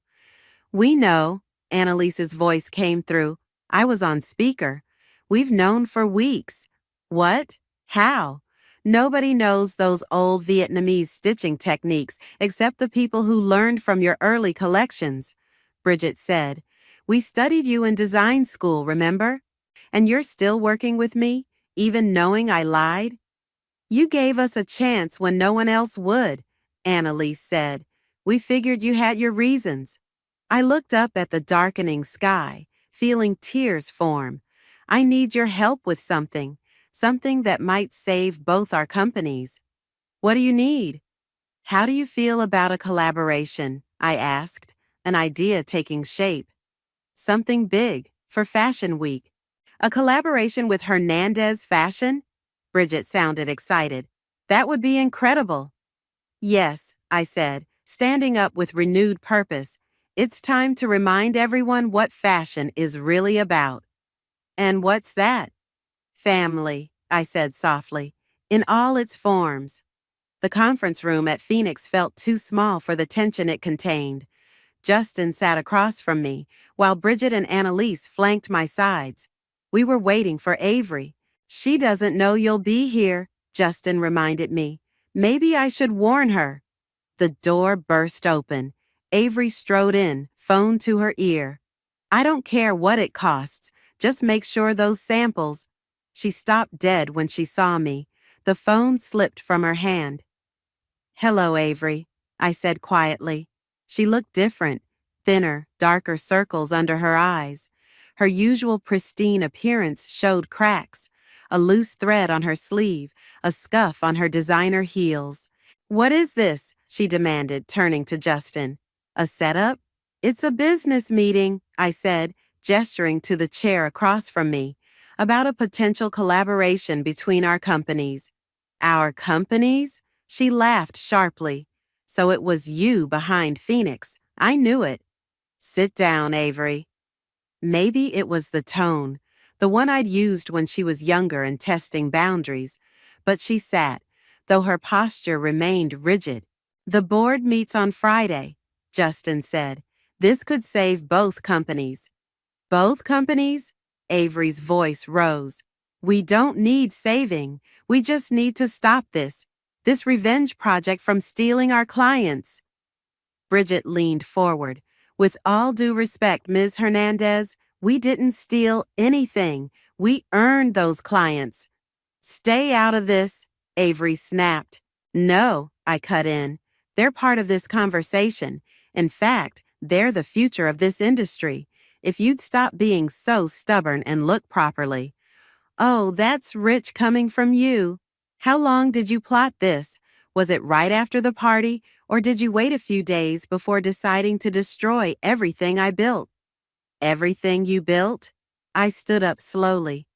I built this company with my bare hands while you were still playing with Barbies. I taught you everything you know about fashion. You taught me outdated methods. I taught you that fashion is about people. My voice echoed off the walls. It's about making someone feel beautiful, powerful, seen, but you turned it into nothing but numbers and algorithms. The room fell silent. Outside, the city hummed with midday traffic. Show her, Bridget said softly. I nodded, and Annalise opened a garment bag. Inside was a dress, but not just any dress. It combined Avery's modern aesthetic with my traditional techniques, Phoenix's innovation with Hernandez Fashion's legacy. This is impossible, Avery whispered, touching the fabric. The digital printing with hand-stitched overlay. How did you? Because they listen, I said. Like you used to, before you decided tradition had no place in your vision. We have 10 more designs ready, Bridget added. A complete collaboration collection for Fashion Week. Traditional craftsmanship meets modern technology. The best of both worlds, Justin said meaningfully. Avery's hands trembled as she examined the dress. The board would never approve working with our biggest competitor. The board will approve anything that saves their investment, Justin countered. Our stock is down 23%. We need this. And what about you? Avery finally looked at me. What do you need? The question caught me off guard. In all our conflicts, she'd never asked that before. I paused, choosing my words carefully. I need to know my life's work is in good hands, whether that's yours or someone else's. She flinched. You really think I'm that bad at this? No, I think you're that scared of failing. So scared that you pushed away the one person who would never let you fail. Tears welled in her eyes. Mom, I'm not asking to come back, I said quickly. But this collaboration, it could be a bridge for both our companies, and maybe for us.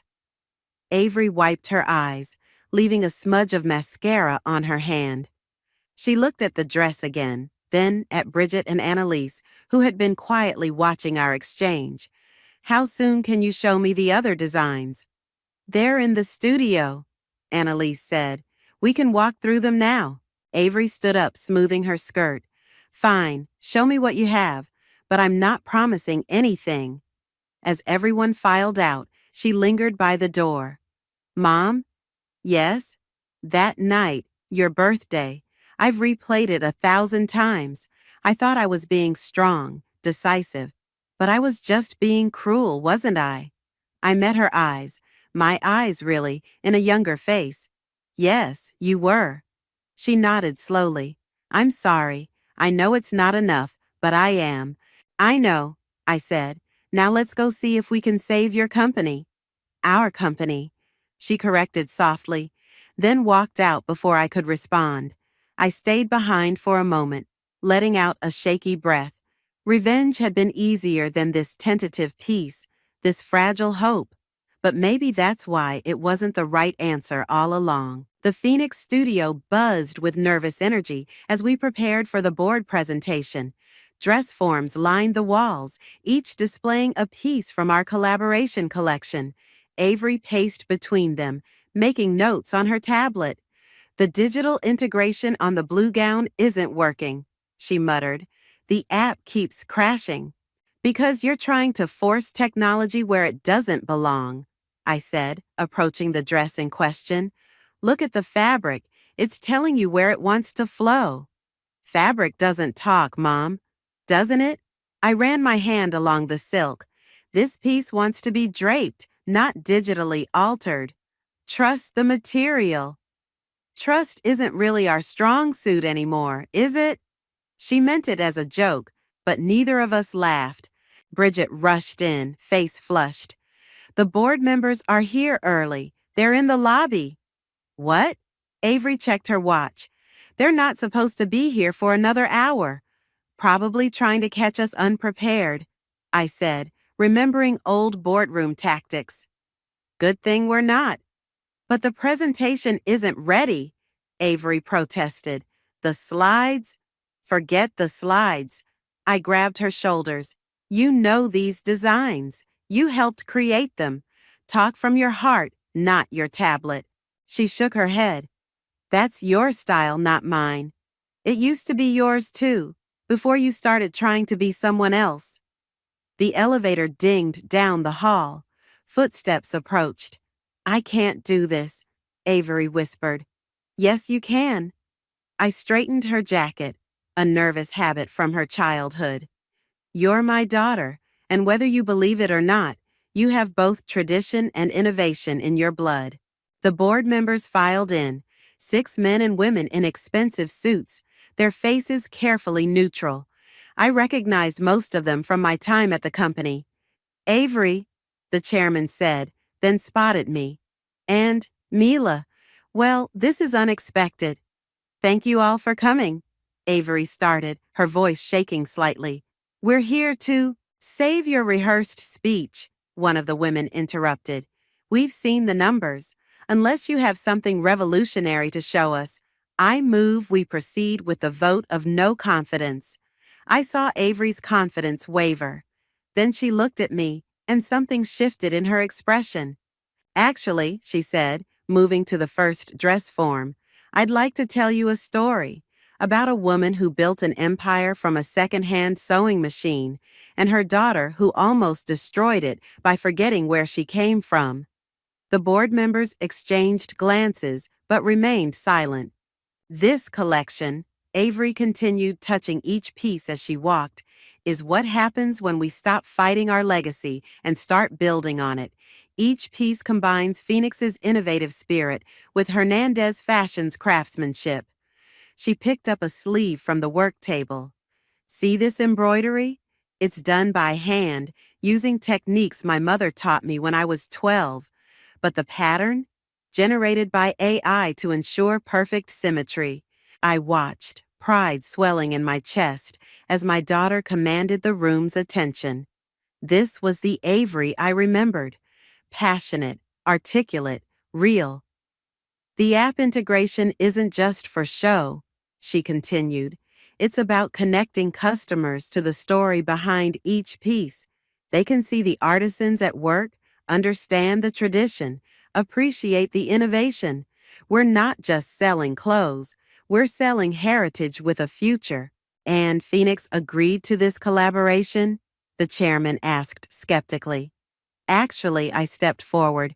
Phoenix was my creation, a reminder to my daughter that sometimes the old ways still work. You're behind Phoenix? The woman who'd interrupted earlier leaned forward. The company that's been stealing our clients? The company that's been showing us what we lost, Avery corrected. Mom built it to prove a point. And she did, to all of us. She turned to face the board directly. I made a mistake thinking we had to choose between tradition and innovation. This collection proves we don't, and our preliminary buyer response proves the market agrees. Bridget handed out tablets showing the pre-order numbers. The board members' eyebrows rose collectively. These figures, the chairman said slowly, they're verified?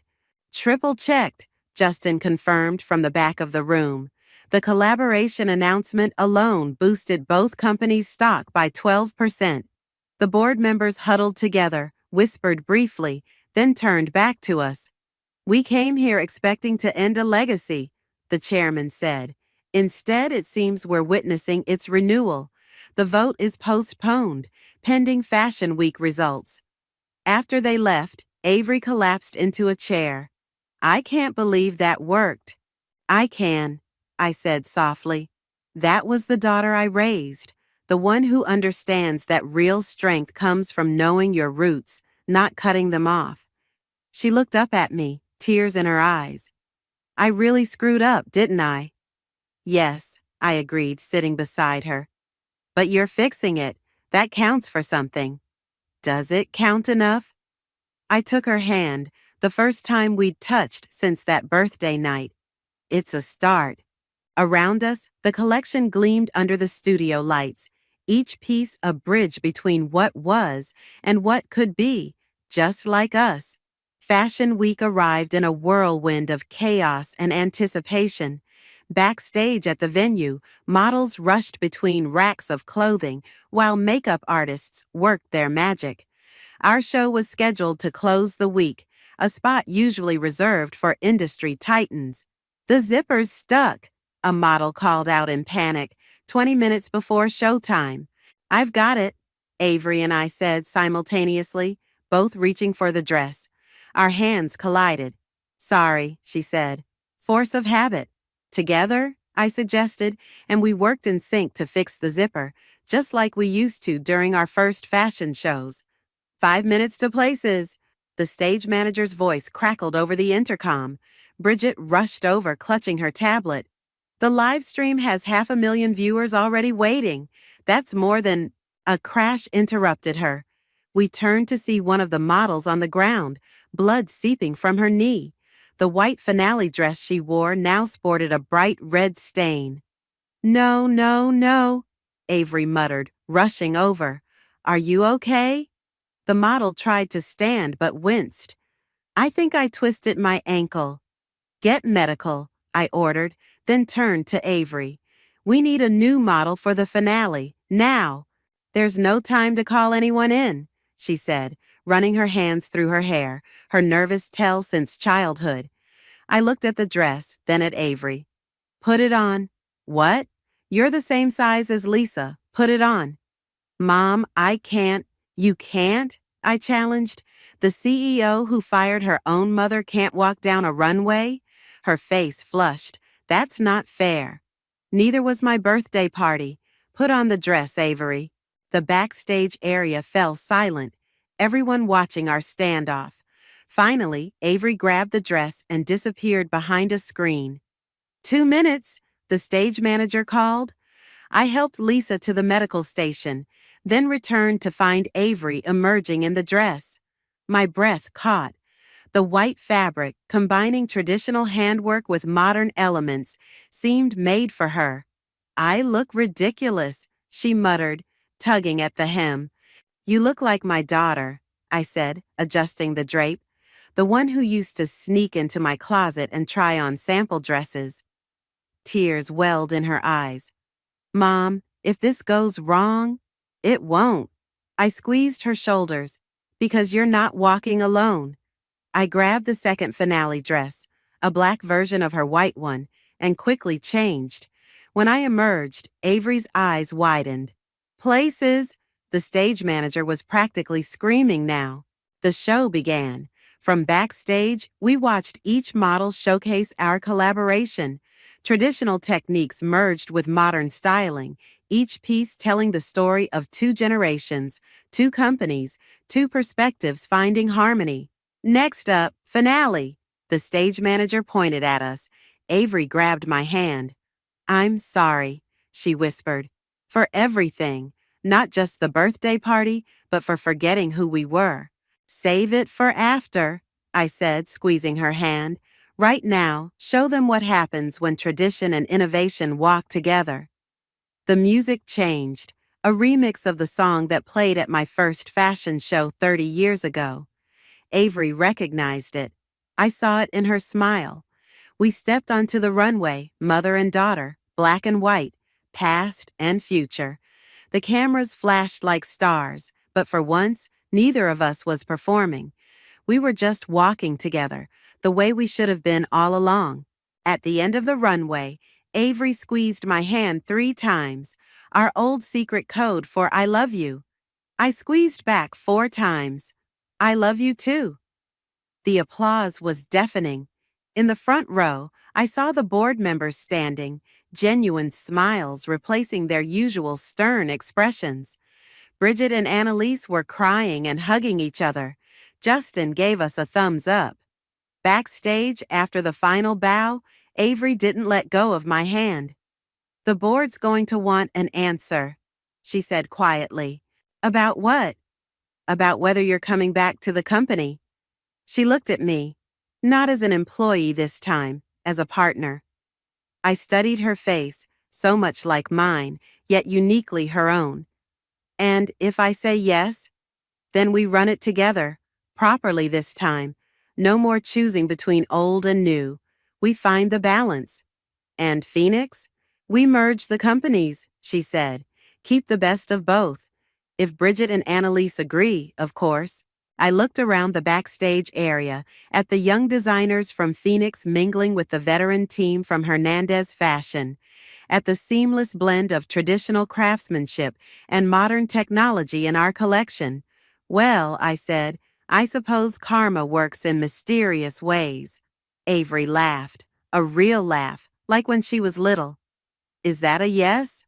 On one condition. Name it. Next year, I said, we celebrate my birthday together. No speeches, no surprises, just family. She hugged me then, tight enough to wrinkle both our dresses. Deal. Around us, the fashion world buzzed with excitement over the show's success. But in that moment, we were just mother and daughter again, finding our way back to each other, one stitch at a time. The morning sun streamed through the windows of our newly merged design studio as I pinned the last photo to the inspiration wall, Avery and me on the runway in our finale dresses. Beside it hung the framed headlines, Fashion's Greatest Comeback and Mother-Daughter Duo Revolutionizes Industry.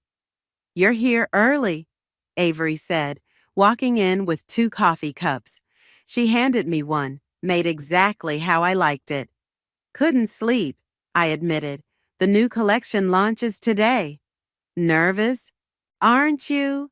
She smiled, sipping her coffee. No, because this time we did it right.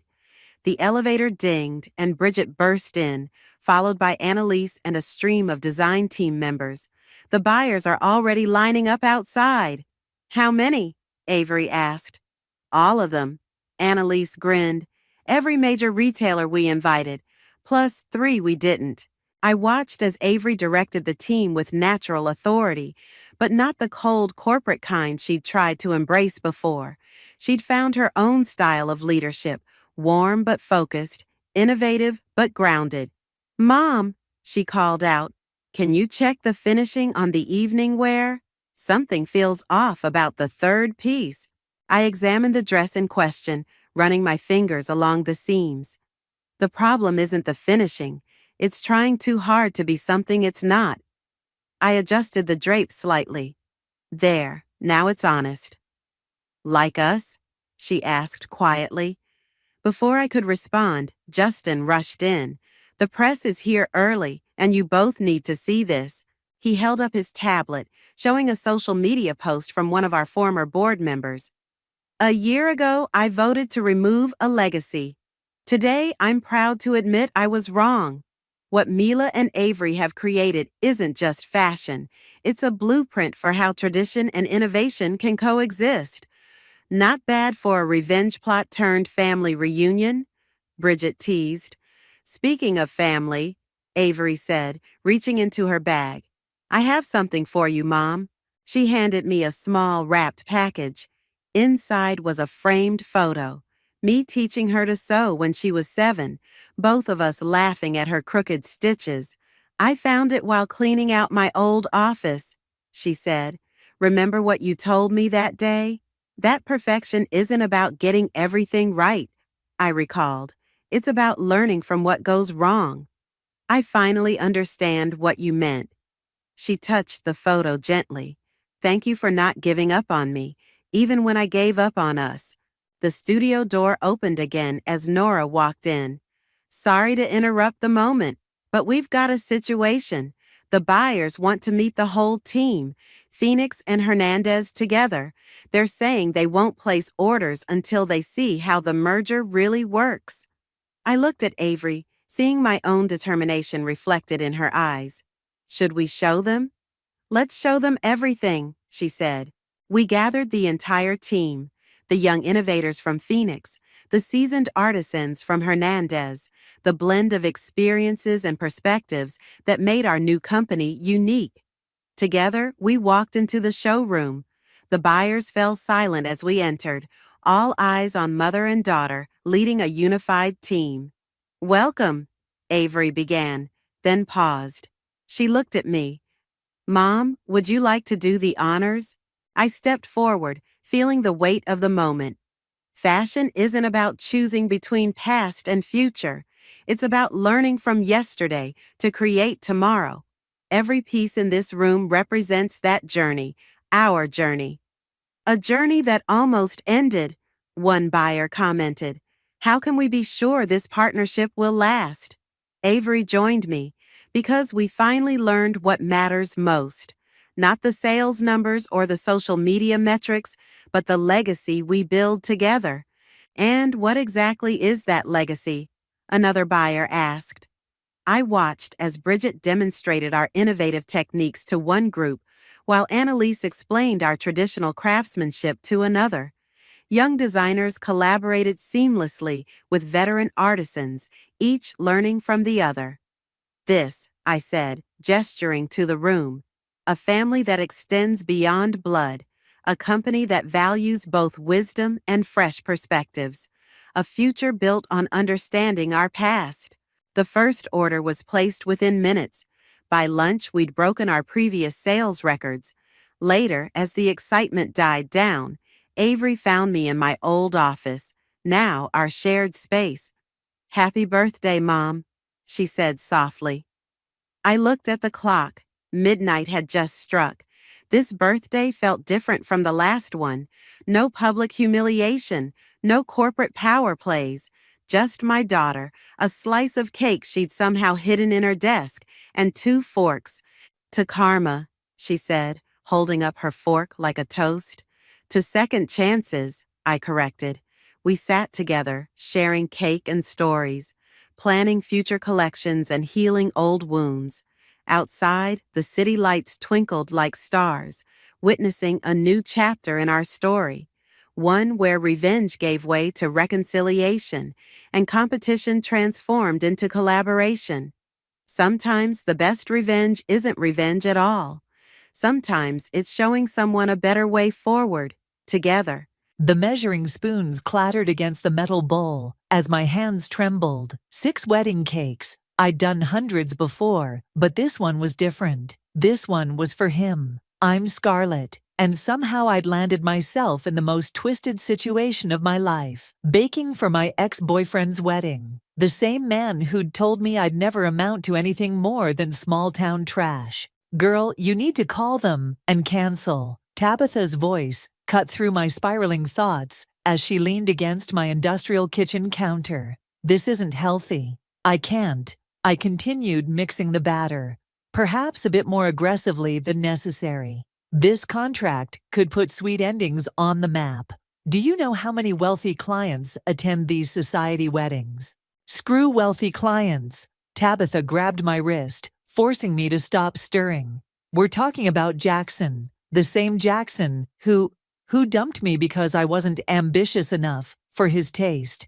I yanked my hand away. Trust me, I remember. The timer dinged, and I welcomed the distraction, pulling out a perfectly golden layer of vanilla sponge. The familiar scent of butter and vanilla usually calmed me, but today it just reminded me of that last night with Jackson, when I'd baked him his favorite cookies right before he crushed my heart. At least let me come with you to the venue tomorrow, Tabitha pleaded, following me as I moved around the kitchen. You shouldn't face them alone. Them? I raised an eyebrow, setting the cake layer to cool. Jackson, his stuck-up friends, and his picture-perfect fiancée. She counted off on her fingers. What's her name again? Celeste? The name hit like a punch to the gut. I'd seen Celeste's face plastered across local society pages. Old money, perfect smile, everything I supposedly wasn't. Look, I said, turning to face Tabitha. This is just business. I'm not the same naive girl who thought love conquered all. I own this bakery now. I'm successful in my own right. Rhea called earlier. Tabitha changed tactics. She said she'd be happy to take this contract if— No. I slammed a cabinet door harder than intended. I'm not hiding from this. Besides, you should see the commission they're paying. It's enough to finally get that new industrial mixer we need. My phone buzzed with a text. Speaking of the devil, it was from Jackson's wedding planner, confirming tomorrow's venue visit. Fine. Tabitha threw up her hands in defeat. But promise me you won't let them get to you, especially that friend of his. What's his name? Chase? I heard he's been running his mouth about you taking the contract. I forced a smile. Let them talk. I'll let my work speak for itself. The rest of the afternoon passed in a blur of buttercream and fondant. As the sun set, casting long shadows across my empty bakery, Tabitha finally headed home, but not before making me promise to call her if things went sideways tomorrow. Alone at last, I pulled out the wedding brief, 6 tiers of white chocolate and raspberry, decorated with hand-painted sugar flowers. Classic, elegant, probably cost more than my first car. My fingers traced over the specifications, remembering how Jackson used to mock my dreams of opening my own bakery. A baker, he'd laughed. Come on, Scarlett, you're better than that. Come to the city with me. I can get you a real job. The memory sparked something inside me. Not pain, not anymore, but determination. I grabbed my phone and dialed. Ria, hey, I know it's late, but I need a favor. Remember those sugar flowers you're so amazing at? Think you could help me create something spectacular tomorrow? I want to show these people what small-town trash can really do. Her enthusiastic response made me smile for the first time that day. Tomorrow I'd walk into that venue with my head held high. Let them whisper, let them judge. I had nothing to prove to Jackson or his wealthy friends anymore. But I had everything to prove to myself. As I locked up the bakery, the streetlights flickering to life around me, I couldn't shake the feeling that this wedding would change everything. I just didn't know how right I was. Looking up at the fading sunset, I made myself a promise. By the time this wedding was over, they'd never forget the small-town baker they'd underestimated. I just had no idea then that revenge would taste sweeter than any cake I'd ever baked. The Griffin estate loomed before me, all marble columns and manicured lawns. I gripped my portfolio tighter, forcing myself to breathe as I navigated my beat-up Honda through a sea of luxury vehicles. Well, if it isn't the little baker girl. Chase's voice dripped with condescension as I stepped out of my car. He stood with a group of Jackson's friends near the entrance, champagne flutes in hand despite the early hour. I straightened my blazer, silently thanking Tabitha for insisting I dress rich people fancy today. Good morning, Chase. Still day drinking at 10 a.m., I see. Some things never change. His smile tightened as a few of his companions poorly concealed their snickers. Before he could respond, the wedding planner, Miranda, clicked her way down the steps in impossibly high heels. Scarlett, thank goodness you're here. We need to discuss the cake placement immediately. She grabbed my arm, steering me away from Chase's group. Don't mind them, darling. They're just here for the pre-wedding brunch. Inside, the mansion buzzed with activity. Staff members darted around with flowers and fabric swatches, transforming the already opulent space into something even more extravagant. The cake will go here. Miranda gestured to an elaborate display area. We're thinking of a spotlight effect to really make it pop. Perfect. I opened my portfolio, showing her the sketches Ria and I had worked on last night. I was thinking we could incorporate these hand-painted sugar flowers cascading down. Oh my God, is that Scarlett Young? I froze. That voice. I turned to see Sylvia, Celeste's sister, sashaying toward us in a designer dress that probably cost more than my monthly rent. I told Celeste she should have gone with a fancy bakery in the city, she stage whispered to Miranda. But she insisted on supporting local business. Her air quotes made my teeth clench. Your sister has excellent taste, I replied smoothly. My sugar flowers won the regional pastry competition last spring. How quaint. Sylvia picked up my portfolio, flipping through it with exaggerated disinterest. But can you handle something of this scale? This isn't exactly a small-town birthday party. I assure you, I started, but was cut off by new voices entering the room. The flowers should be roses, Jackson. I don't care what your mother says about lilies. My heart stopped. Jackson and Celeste walked in, arm in arm, the perfect society couple. He looked exactly the same, maybe a bit more polished, but still devastatingly handsome, until he opened his mouth. Scarlett.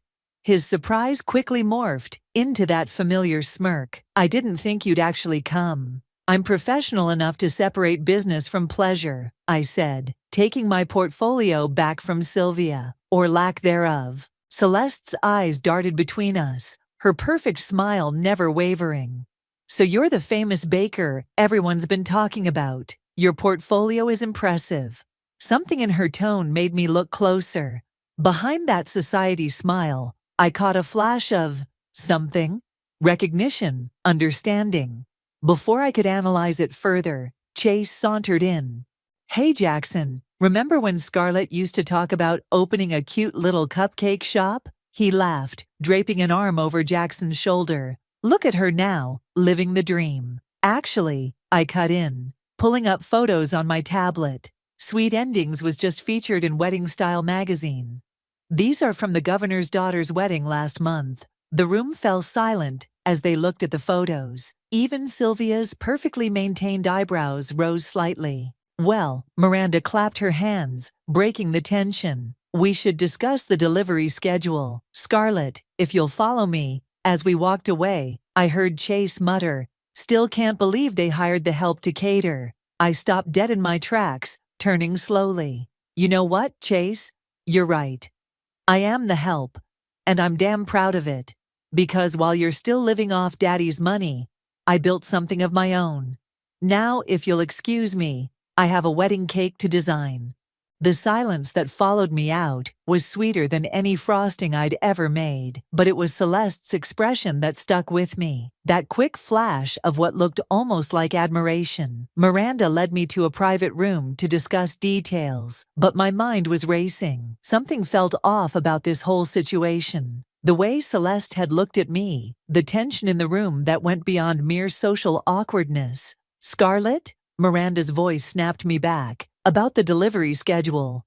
Right, I said, pulling out my calendar. Let's make sure everything is perfect for the big day. Perfect, I thought, or perfectly devastating. Either way, I had a feeling this wedding was going to be one for the books. 2 weeks before the wedding, I was back at the Griffin estate, setting up a tasting session. My hands moved with practiced precision as I arranged cake samples on delicate china plates. Each one a testament to years of perfecting my craft. Still playing with sugar and flour, I see. I didn't need to turn around to know it was Jackson. His cologne, still the same expensive brand, filled the empty dining room. Some of us actually enjoy our work, I said, continuing to arrange the plates. Though I suppose that's hard to understand when you're just managing Daddy's hedge fund. He moved closer, examining the display. You know, I always thought you'd grow out of this phase. Come to your senses. You mean become the trophy wife you wanted? I finally turned to face him. Sorry to disappoint. That's not. He ran a hand through his perfectly styled hair. I wanted more for you, Scarlett. This town, this life. It's so small. Small? I gestured to the cake samples. The governor's daughter didn't think so. Neither did the mayor's son, or that tech billionaire who flew me to California last month. His eyes narrowed. Since when do you travel for work? Have high-profile clients? Sorry, I forgot to update you on my career moves after you dumped me. The door opened, and Miranda bustled in with her clipboard. Everything ready. The family will be here in 5 minutes. Perfect timing, a voice said behind her. Celeste stood in the doorway, looking immaculate in a cream-colored suit. Her eyes locked onto mine with an intensity that seemed out of place for a simple cake tasting. Jackson, darling, she said, not breaking eye contact with me. Your mother's on the phone. Something about the seating arrangement. He hesitated, looking between us before leaving. The moment he was gone, Celeste's perfect posture slumped slightly. Miranda, she said, could you give us a moment? After Miranda left, Celeste approached the display, picking up a fork. You made these yourself? Every layer. I watched her carefully. Is there a problem? No, she said, sampling the lemon cake. They're excellent, just like the ones you used to make for the homeless shelter on 5th Street. My hand froze mid-arrangement. How did you? I volunteered there, she said quietly. 3 years ago, before my family. She trailed off, her perfectly manicured nails tapping against the china. Before things changed. Before I could respond, the doors burst open. Chase and Sylvia entered, followed by several other members of the wedding party. Oh, good cake! Chase grabbed a fork. Let's see if small-town baker can compete with Chase. Celeste cut him off sharply. Show some respect. Scarlett's work is exceptional. The room fell silent. Chase's fork stopped midway to his mouth. In fact, Celeste continued, I'd love to discuss some special requests with you, Scarlett. Privately. Perhaps tomorrow? Sylvia's eyes narrowed. Celeste, we have the final dress fitting tomorrow. I'll reschedule. Celeste handed me a business card. My private number's on the back. Call me in the morning. The tasting continued, in a blur of compliments and critiques, but my mind was elsewhere. Something was happening beneath the surface. Something in Celeste's eyes when she mentioned the shelter. As I packed up my supplies later, Jackson reappeared. Whatever game you're playing, he said, leaning against the door frame. It won't work. Game. I closed my cake carrier with a snap. I'm just doing my job. Celeste is naive. She doesn't know you like I do. I straightened up, meeting his gaze. No, she doesn't know me like you do. She seems to know me better. His jaw tightened. Just remember your place, Scarlett. You're the help, nothing more. My place? I stepped closer. My place is wherever I damn well choose it to be. And right now, it's making your wedding cake. Unless you'd like to explain to your society friends why you fired the baker featured in Wedding Style. He opened his mouth, then closed it again. That's what I thought. I gathered my things and headed for the door, pausing beside him. Oh, and Jackson, the lemon cake you just praised? It's the same recipe you called amateur 5 years ago. Funny how money changes people's taste buds. I left him standing there, but my confidence wavered once I reached my car. Celeste's business card burned in my pocket like a live coal.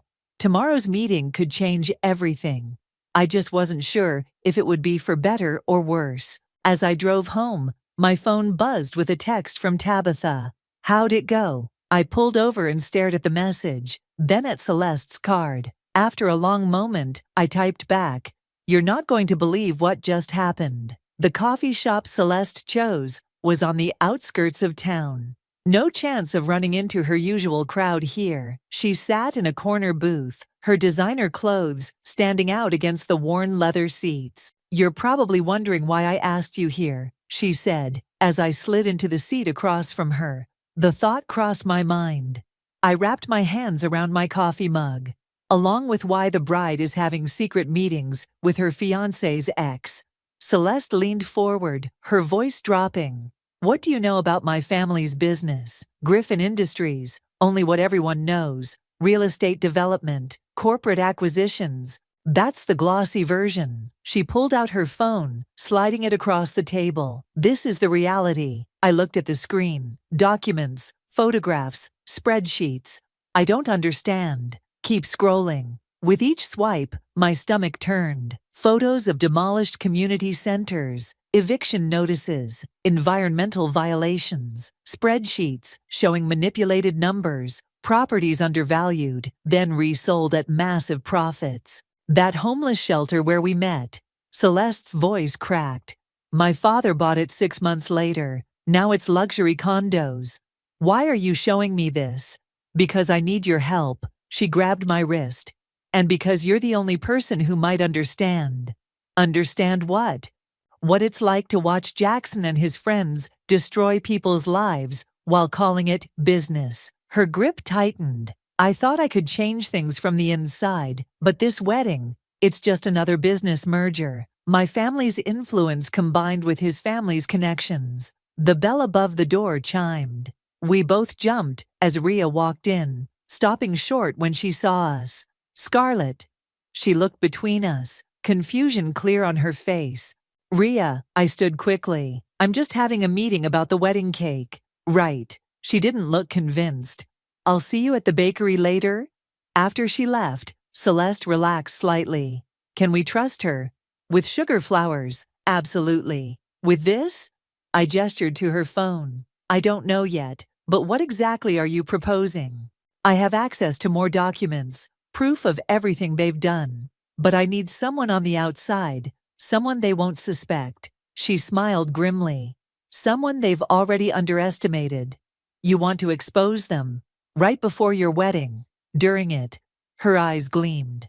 When everyone who matters is there to witness it. I sat back, mind racing. This is crazy. You're talking about taking down your own family. They stopped being family when they started destroying other families for profit. She pulled out another phone, a burner, I realized. I've been gathering evidence for months, but I need help getting it to the right people at the right time. And you think the bitter ex-girlfriend is your best choice? I think the successful businesswoman who built herself up from nothing is my best choice. She leaned forward again. They never saw you coming, Scarlett. Just like they never saw me coming. My coffee had gone cold. If we do this, there's no going back. You know that, right? I stopped being able to go back the day I found out what they did to that shelter. She pulled out a USB drive. Everything's here. Take it. Look through it. If you're in, text this number. As she stood to leave, I grabbed her arm. Why now? Why not expose them some other way? Because they're about to close their biggest deal yet, right after the wedding. A development project that will displace hundreds of families. She slipped on her sunglasses. We have 2 weeks to stop it. After she left, I sat there holding the USB drive, feeling its weight in my palm. My phone buzzed. A text from Ria. Everything okay? That looked intense. I stared at the message, then at the drive. Finally, I typed back. Can you come over tonight? I need your help with something. But you have to promise to keep it quiet. Of course. Should I bring wine? Bring the whole bottle. We're going to need it. I tucked the drive into my pocket and headed for the door. The same barista who had served us watched me leave. And I wondered briefly if Celeste had chosen this place because it was scheduled for renovation soon. Outside, the summer sun beat down on the cracked parking lot. My phone buzzed again. Jackson this time, probably with some passive-aggressive comment about the cake flavors. I declined the call. For years, I'd thought karma would catch up with him naturally. Now I had the chance to give it a helping hand. The question was, could I handle the consequences? As I drove back to the bakery, I remembered something my grandmother used to say. Sometimes the right thing and the hard thing are the same thing. I pulled out the burner phone Celeste had slipped me and typed, I'm in. Let's make this wedding one they'll never forget. Holy shit, Ria whispered, staring at my laptop screen. Holy actual shit. We sat in my apartment above the bakery, surrounded by empty wine glasses and printouts of Celeste's documents. The USB drive had contained even more damning evidence than I'd expected. Look at this one. I pointed to a particular spreadsheet. They bought the community center for pennies on the dollar after spreading rumors about drug activity in the area, which they started, Ria added, shuffling through papers, by paying people to hang around outside. That's diabolical. My burner phone buzzed. Celeste's message read, tomorrow, dress fitting, back entrance of boutique at 2. Are you sure about this? Ria asked, watching me type a response. If they catch you. The bell downstairs chimed. Someone entering the bakery after hours. We froze. We're closed, I called out, quickly gathering the papers. It's me. Tabitha's voice carried up the stairs. And you better have a good explanation for why you're not answering your regular phone. I opened the door to find her holding a pizza box and wearing her you're in trouble face. Okay, she said, taking in the scene. Papers everywhere. Ria looking guilty. Multiple phones on the table. What are you two up to? Close the door, I said. As we filled her in, Tabitha's expression shifted from concern to shock to something like grim determination. So let me get this straight, she said, pacing. You're going to help the bride expose her family's corruption at her own wedding, which you're catering? That's the plan. Girl, she stopped pacing. This isn't just karma anymore. This is some Ocean's 11 level stuff. I know it's risky. Risky, Rhea cut in. Scarlett, these people destroyed entire communities. What if they come after you, after the bakery? My burner phone buzzed again. Celeste, bring a cake sample tomorrow. Make it look routine. They won't, I said, more confidently than I felt. Because we're going to be smart about this. I pulled out a fresh piece of paper. Rhea, you're the best at sugar work I know. We need a way to hide USB drives in the cake decorations. What? That's...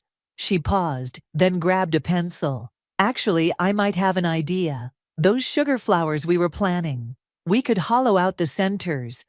Perfect. I turned to Tabitha. And I need you to do some digging. You're a paralegal. Can you find out which reporters might be interested in this story? Already thinking of 3 who'd kill for this scoop. She pulled out her phone. But we need to be careful how we approach them. We worked late into the night, planning every detail. Rhea sketched designs for hollow sugar flowers, while Tabitha compiled a list of contacts. I practiced my cake presentation for tomorrow, making sure everything looked perfectly normal. At midnight, my regular phone rang. Jackson. Should I answer it? I asked. Put it on speaker, Tabitha said. Scarlett. His voice filled the room. We need to talk about the cake design. Some of the elements seem inappropriate for an event of this caliber. The design Celeste approved yesterday? I kept my voice neutral. The one Miranda praised. Things have changed. I'm sending you new specifications. Any changes need to come through the wedding planner, I said, reciting standard policy. You understand, of course. Everything needs to be properly documented. A pause. Right, of course. He hung up. He knows something's up, Rhea said. No, Tabitha corrected. He suspects something's up. But his ego won't let him believe his small-town ex could possibly be a threat. My burner phone buzzed one last time. Celeste, be careful tomorrow. Sylvia's getting suspicious. I looked at my friends, then at the evidence scattered around us. Last chance to back out. This could get ugly. Rhea stood up, gathering the sketches. I'll start on those sugar flowers first thing tomorrow. I'll make those calls, Tabitha added, grabbing her coat. Just promise me you'll be careful tomorrow. After they left, I stood at my window, looking down at the quiet street below. The bakery sign cast a soft glow on the sidewalk. Sweet endings in elegant script. My phone buzzed one final time, a text from an unknown number. Watch your back, baker girl. Some things should stay buried. I took a screenshot and sent it to both Rhea and Tabitha, then typed out a message on the burner phone to Celeste. Game on. See you tomorrow. Looking at the scattered papers, I realized there was no turning back now. Tomorrow would set everything in motion. I just hoped we were ready for whatever came next. I picked up a photo from the pile. The demolished homeless shelter. Sometimes revenge isn't just about getting even. Sometimes it's about making things right. 3 days before the wedding, everything went sideways. I was in the bakery kitchen with Rhea, carefully assembling the hollow sugar flowers, when Sylvia burst through the door, unannounced. Well, she stalked around the workspace, perfectly manicured nails trailing along the counter. Quite the operation you have here. Rhea's hands trembled slightly as she continued working on a delicate rose petal. I stepped forward, blocking Sylvia's view of our work. This is a restricted area, I said firmly. Health code regulations. Oh, please. Sylvia pulled out her phone, showing me a photo. My heart stopped. It was me and Celeste at the coffee shop. Want to explain this? Discussing cake details with the bride. I kept my voice steady. That's literally my job. In some dive across town? She swiped to another photo, Celeste passing me the USB drive. Try again. The kitchen door swung open again. Celeste walked in, still in her wedding dress from the final fitting. Sylvia, her voice was ice. What are you doing here? Protecting our family. Sylvia turned to her sister. Did you really think I wouldn't figure it out? The secret meetings, the mysterious phone calls. Get out, Celeste said. No.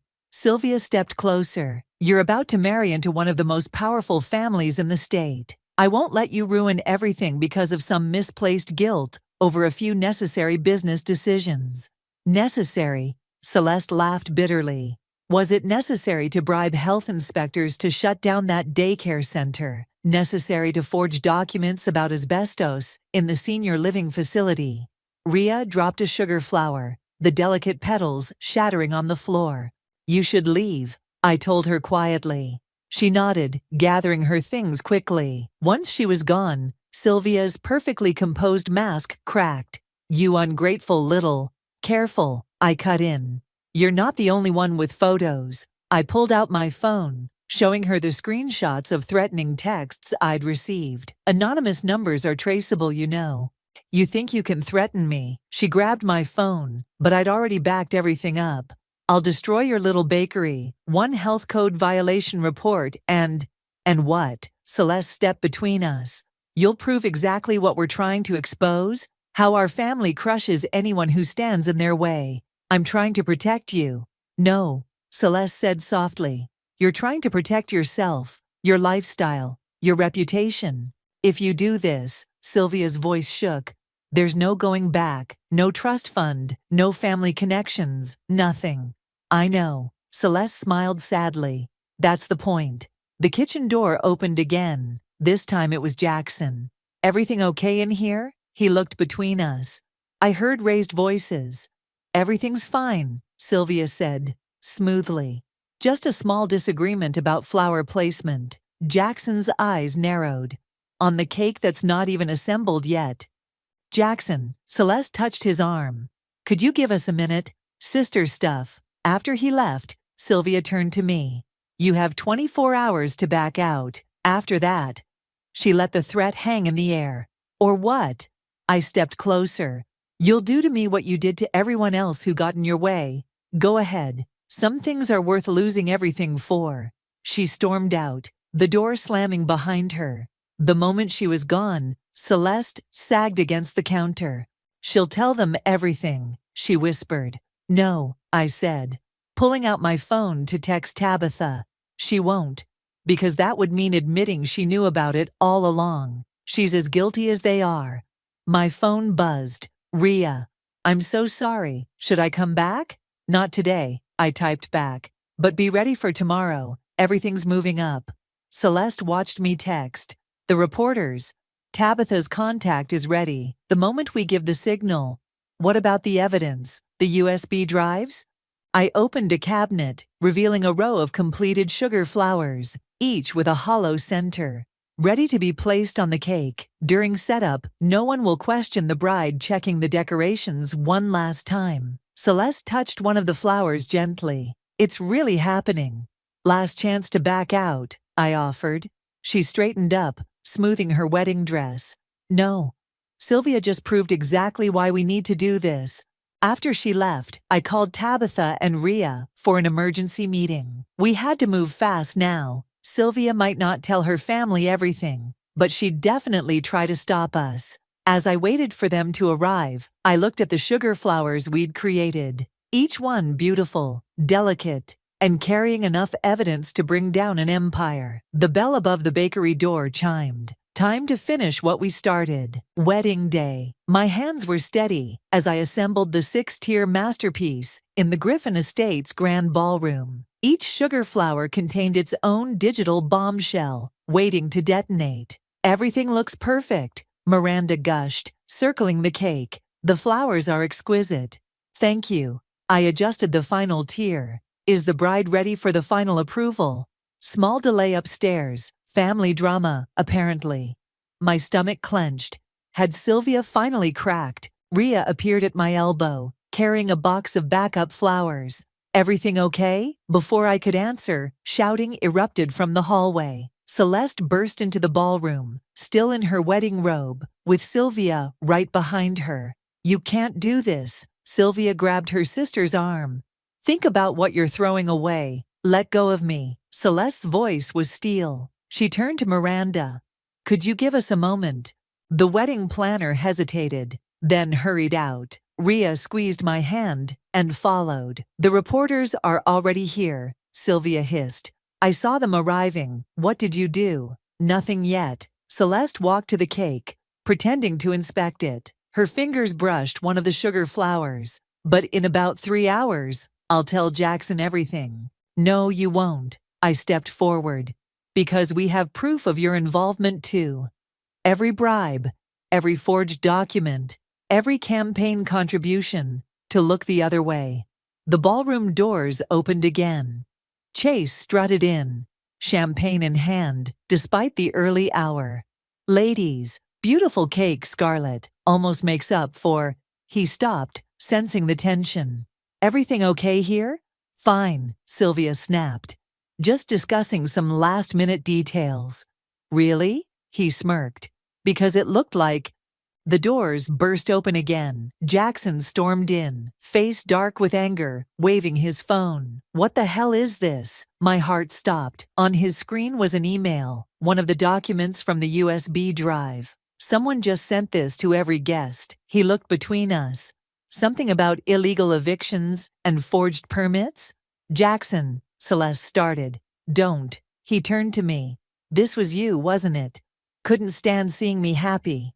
Actually, Celeste stepped between us. It was me. The silence that followed was deafening. What? Chase laughed nervously. Come on, Celeste. This is just some bitter ex trying to what? I cut in. To expose how your families built their fortunes? How many lives you destroyed? You don't understand business, Jackson sneered. No, you don't understand humanity. Celeste pulled out her phone. And in about 10 seconds, neither will anyone else. She pressed a button. Immediately, phones throughout the building started buzzing. The evidence was going out. All of it. You bitch. Sylvia lunged for her sister's phone. I moved without thinking, stepping between them. Sylvia's momentum carried us both into the cake table. For one horrible moment, everything tilted. The crash echoed through the ballroom. 6 tiers of cake and sugar flowers scattered across the marble floor. No, Sylvia screamed, diving for the fallen flowers. Where are they? Where are the drives? Looking for these? Rhea stood in the doorway, holding up several USB drives. Behind her, reporters and photographers pushed their way in, cameras flashing. It's over, Celeste said quietly. The evidence is already out there, all of it. Jackson grabbed my arm. You planned this, all of it. Let go of her. Tabitha's voice cut through the chaos. She stood with a police detective I recognized from her law firm. Unless you want to add assault to the list of charges. He released me, stepping back. Charges? This is ridiculous. Our lawyers will already have their hands full. The detective interrupted, holding up a warrant. We've been building this case for months. Your little wedding drama just gave us the final pieces we needed. Guests were flooding in now, phones out, recording everything. Chase tried to slip away, but was stopped by 2 uniformed officers.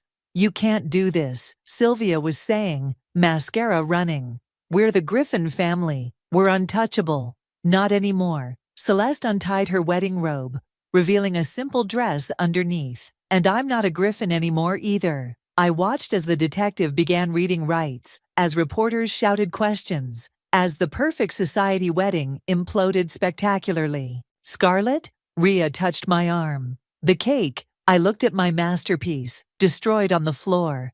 Worth it. Besides, Tabitha grinned, snapping pictures with her phone. This is going to make one hell of a story for your bakery's social media. Through the chaos, Celeste caught my eye and nodded. We'd done it. The empire was crumbling, and all it took was some sugar flowers and the truth. As they led Chase and Sylvia away in handcuffs, Jackson turned back one last time. I hope you're happy now. I looked at the destruction around us, the ruined cake, the shocked guests, the imploding dynasty of corruption. Actually, I said, I am. The autumn breeze carried the scent of fresh paint. As I unlocked Sweet Endings' door, the sign above now read, Sweet Endings and Beginnings. My new partnership with Celeste, officially launching today. Still can't believe we're doing this, Rhea said. Arranging pastries in the display case. She'd become my head baker after the wedding scandal, proving herself invaluable. Which part? I asked. The bakery expansion, or turning the old Griffin building into a community center? Both. She straightened up, grinning. Though watching Chase's face during the sentencing was pretty unbelievable too. The bell chimed. Celeste walked in, carrying coffee and newspapers. We made the front page again. Of course we did. Tabitha followed her in, legal briefcase in hand. The Griffin Turner corruption case is the gift that keeps on giving. Every new investigation uncovers more dirt. I spread out the newspaper on the counter. The headline read, "Former Society Darling opens community center in seized family property. Your father's lawyers still fighting the asset seizure?" I asked Celeste. Trying to. But it's hard to argue when there's documented proof of how they acquired the buildings. She pulled out building plans from Tabitha's briefcase. The shelter reopens next week. We've already got programs lined up for job training, childcare, everything we discussed. The bell chimed again. Miranda, the former wedding planner, walked in. "Please tell me you're still catering events," she said. "I have 3 clients who specifically requested the bakery that took down the Griffins." "We're expanding that side of the business too," I said, sharing a look with Celeste, though maybe with less drama this time. "Speak for yourself." Rhea pointed through the window. Jackson was walking up to the door. We all tensed, but Tabitha just smiled. "Don't worry, he can't come within 100 feet of any of you. Court orders are beautiful things." He stood outside, staring through the glass. I met his gaze steadily. Finally, he dropped an envelope in our mailbox and walked away. "I'll get it," Tabitha said, returning with the envelope. "It's a check for the ruined wedding cake." "Little late for that," Rhea snorted. "Donate it to the center," I said, turning back to the building plans. "We've got real work to do." The day flew by in a blur of customers, many asking about the story behind our new partnership. Each time, Celeste told it proudly. How exposing corruption led to redemption. How a ruined wedding cake created something sweeter than revenge. As evening approached, we gathered in the kitchen for our traditional end-of-day coffee. "Remember when you thought you were just catering a wedding?" Tabitha teased. "Remember when you thought small-town life was beneath you?" I shot back at Celeste, who had traded her designer clothes for flour-dusted aprons. "Best mistake I never made," she said, raising her coffee cup. "To sweet endings and sweeter beginnings," Rhea added. The door chimed one last time. A young woman entered, clutching a newspaper. "Are you the ones?" she asked. "The ones who exposed everything?" We nodded. "My family. We lost our home to Griffin Industries last year. But now, with the investigations," she wiped her eyes, "we're getting it back. All the families are." Celeste stepped forward, taking the woman's hands. "Come to the center next week. We're helping families navigate the restitution process." After she left, we stood in comfortable silence. "You know," Rhea said, "we never did figure out who sent that first email to the wedding guests." Tabitha smiled mysteriously. "Sometimes karma needs a little push." My phone buzzed. Another interview request about the scandal. I declined it. "Ready to lock up?" I asked. "Almost." Celeste pulled out a small box. Inside was a sugar flower, perfectly crafted. Rhea helped me make it. Thought we could keep one as a reminder. Of what? How to crash a wedding spectacularly. Of how sometimes the sweetest revenge is living well and doing good. We locked up together, the setting sun casting long shadows through our new sign. Outside, the old Griffin building was being transformed, its imposing facade softened by community artwork and welcome banners. "Same time tomorrow?" Rhea asked. "Wouldn't miss it," I said. As they left, I looked at our reflection in the bakery window. Not just a small-town baker anymore, but someone who'd helped change things for the better. The sugar flower sat in its box, a reminder that the most beautiful things can hide the most powerful truths. I turned off the lights and stepped outside. Tomorrow would bring more work, more challenges, more chances to make things right. But for now, standing in front of my bakery, our bakery, I felt something sweeter than revenge could ever be.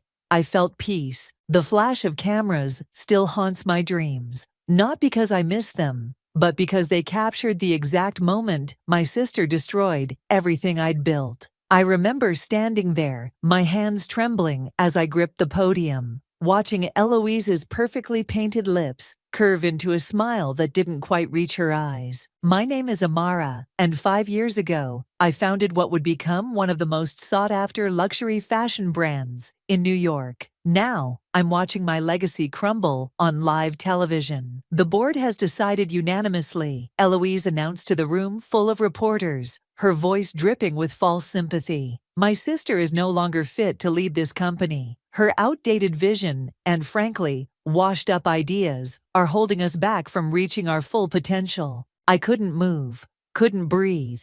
The same sister I'd raised after our parents died, the one I'd pushed into the spotlight because she had that special something, that magnetic presence I knew would take our brand to new heights, was now orchestrating my downfall. Amara, Milena whispered, grabbing my arm. We need to leave, now. My best friend since childhood tried to pull me toward the exit, but I stood frozen. A reporter's voice cut through the chaos. Eloise, are you saying your sister, the original founder, is being removed from her own company? Sometimes, Eloise paused, making eye contact with me. We must make difficult decisions for the greater good.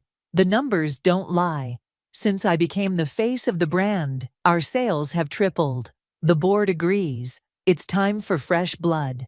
Fresh blood. As if I were some aging matriarch refusing to step aside. I was 35 for God's sake. This is ridiculous. I finally found my voice, stepping forward. Eloise, what are you doing? She turned to me, her expression a masterpiece of practiced concern.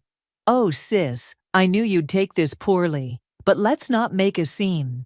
A scene? I laughed, the sound hollow.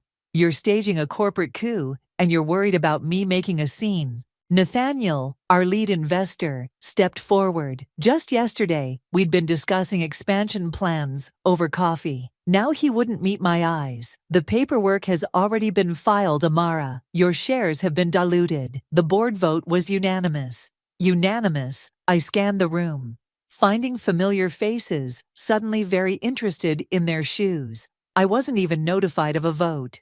Because you would have tried to stop it, Eloise said, her voice carrying to every microphone in the room. Just like you tried to stop me from becoming the face of the brand initially, always holding me back, always insisting on having control. My blood ran cold. This wasn't impromptu. She'd planned this, crafted this narrative. How long had she been plotting? I gave you everything, I said, my voice breaking. I put you through modeling school. I made you the face of our brand when everyone said you were too young. I protected you. Protected me. Eloise's laugh was sharp. You mean controlled me, used me. But now, she gestured to the room. Now I'm free. And honestly, sis, you're just a washed-up failure who can't accept that times have changed. The room fell silent. In that moment, I saw not my baby sister, but a stranger wearing her face. Milena tugged my arm again. Come on, Amara, let's go. As we turned to leave, Eloise's voice followed us. Don't worry, sis. I'll take good care of your baby, better than you ever could. The next few hours passed in a blur. Milena took me to her apartment, made tea I couldn't drink, and tried to reach our lawyers, but I already knew it was too late. Eloise had been meticulous. She'd spent months quietly gathering support, convincing investors, manipulating numbers to support her narrative. We can fight this, Milena insisted, pacing her living room. There have to be legal options. I stared at my phone, watching as fashion blogs picked up the story. Fashion's new queen, Eloise Stevenson takes control. Sister act gone wrong. Inside fashion's most dramatic takeover. She's won, Milena, I whispered. She took everything. Not everything. Milena sat beside me, gripping my hands. You still have your talent, your vision. This isn't the end. But as I watched my sister smile triumphantly on every news channel, wearing the dress I'd designed for our spring collection, I felt something inside me break. The sister I'd raised, protected, loved, She'd planned my destruction with the same precision I'd once used to plan our success. My phone buzzed with a text from Eloise. "Don't worry, I'll send your things from the office. Though honestly, there's not much worth keeping. Time to step aside gracefully, sis. You're yesterday's news." I turned off my phone, walked to Milena's window, and watched the city lights blur through my tears. Tomorrow I would have to figure out how to start over. But tonight, I let myself mourn the death of a sister's love. 6 months can change everything. I traded my penthouse for a tiny studio apartment in Brooklyn, my designer wardrobe for thrift store finds, and my identity for anonymity. The fashion world's whispers about my disappearance eventually faded to silence, exactly as I'd planned. "You're getting really good at this," Sarah, the community center's coordinator, said as I helped a teenage girl adjust the hem of her donated prom dress. "Are you sure you've never done alterations before?" I forced a smile, threading the needle with practiced ease. "Just a hobby." The community center became my sanctuary.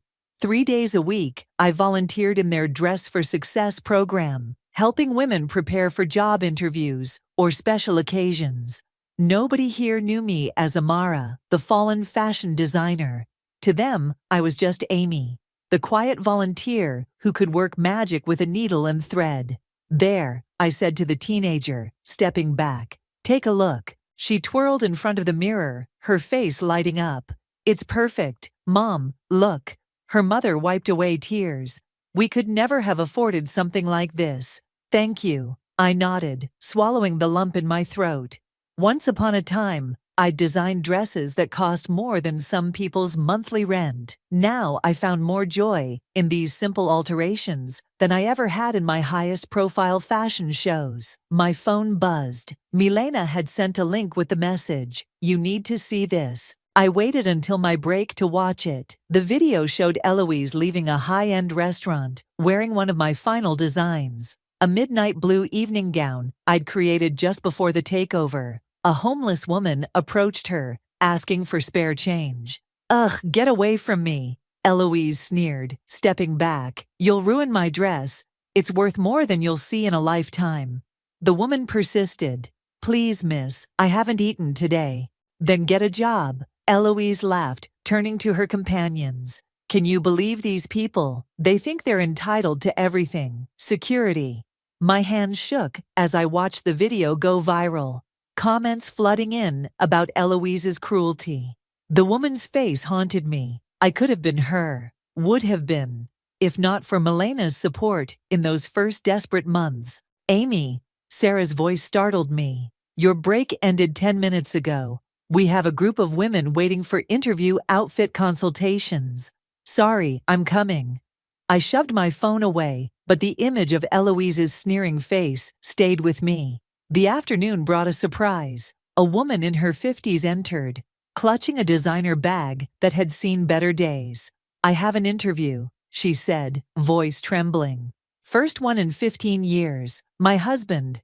He left us with nothing." I recognized the haunted look in her eyes. "Let's find you something perfect." As I helped her try on blazers, she spoke softly. "I used to wear Stevenson designs, you know, before the divorce. Now I can barely afford groceries." My hands froze on the blazer buttons. "The younger sister runs it now, right?" she continued. "I saw that horrible video today. Makes me ashamed I ever supported the brand." "Here," I said quickly, handing her a classic black blazer. "This one brings out your confidence." She studied herself in the mirror. "You're right, I actually feel powerful." "Because you are," I said firmly. "The clothes don't make you powerful. They just remind you of the power you already have." That evening, as I locked up with Sarah, my phone buzzed again. Milena had sent another message. "Eloise's video has over 2 million views. Her PR team is in damage control. Maybe it's time to come back?" I typed back, "Not yet." At home, I pulled out my sketchbook, the only piece of my old life I'd kept. My fingers moved across the paper, creating designs that would never see runways or magazine covers. But for the first time in months, I felt the familiar spark of inspiration. My phone lit up with a news alert.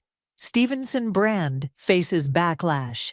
After CEO's viral video, stock prices drop. I should have felt satisfied, vindicated. Instead, I felt hollow. A knock at my door made me jump. I opened it to find Milena holding takeout bags. "Enough hiding," she said, pushing past me. "You're designing again. I can tell by that look in your eyes. They're just sketches. They're more than that." She pulled out containers of Chinese food.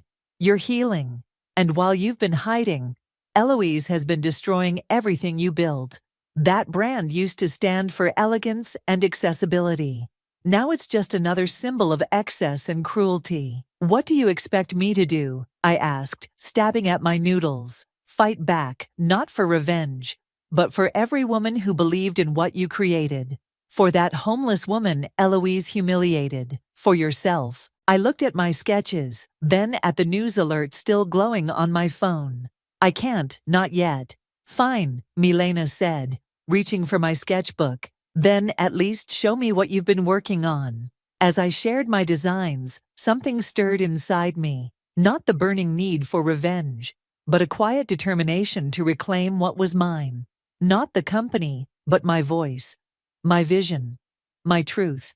The morning after Eloise's viral video disaster, I arrived at the community center to find Sarah practically bouncing with excitement. "Amy, you won't believe this." She waved a letter in my face. "Remember that formal wear drive we did last month? Someone saw the photos online and sent us this." I took the letter, my heart stopping, as I recognized the elegant letterhead. Omar Thornton Investments, one of the most influential names in fashion financing. "They want to sponsor our program," Sarah continued. "Full funding for a year, plus new sewing machines and materials. Can you believe it?" I could, actually. Omar had always had an eye for potential, even in unexpected places. But why here? Why now? "There's more," Sarah added. "They're sending a representative next week to see our work. They specifically mentioned wanting to meet our talented seamstress." My hands trembled. "Sarah, I can't."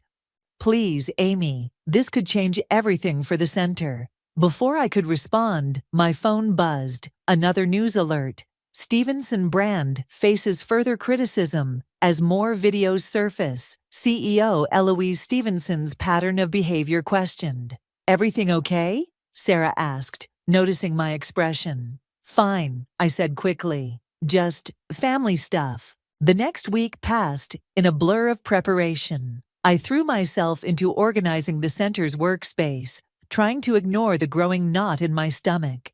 Every news alert about Eloise showed her spiraling, snapping at reporters, canceling appearances, her carefully crafted image crumbling.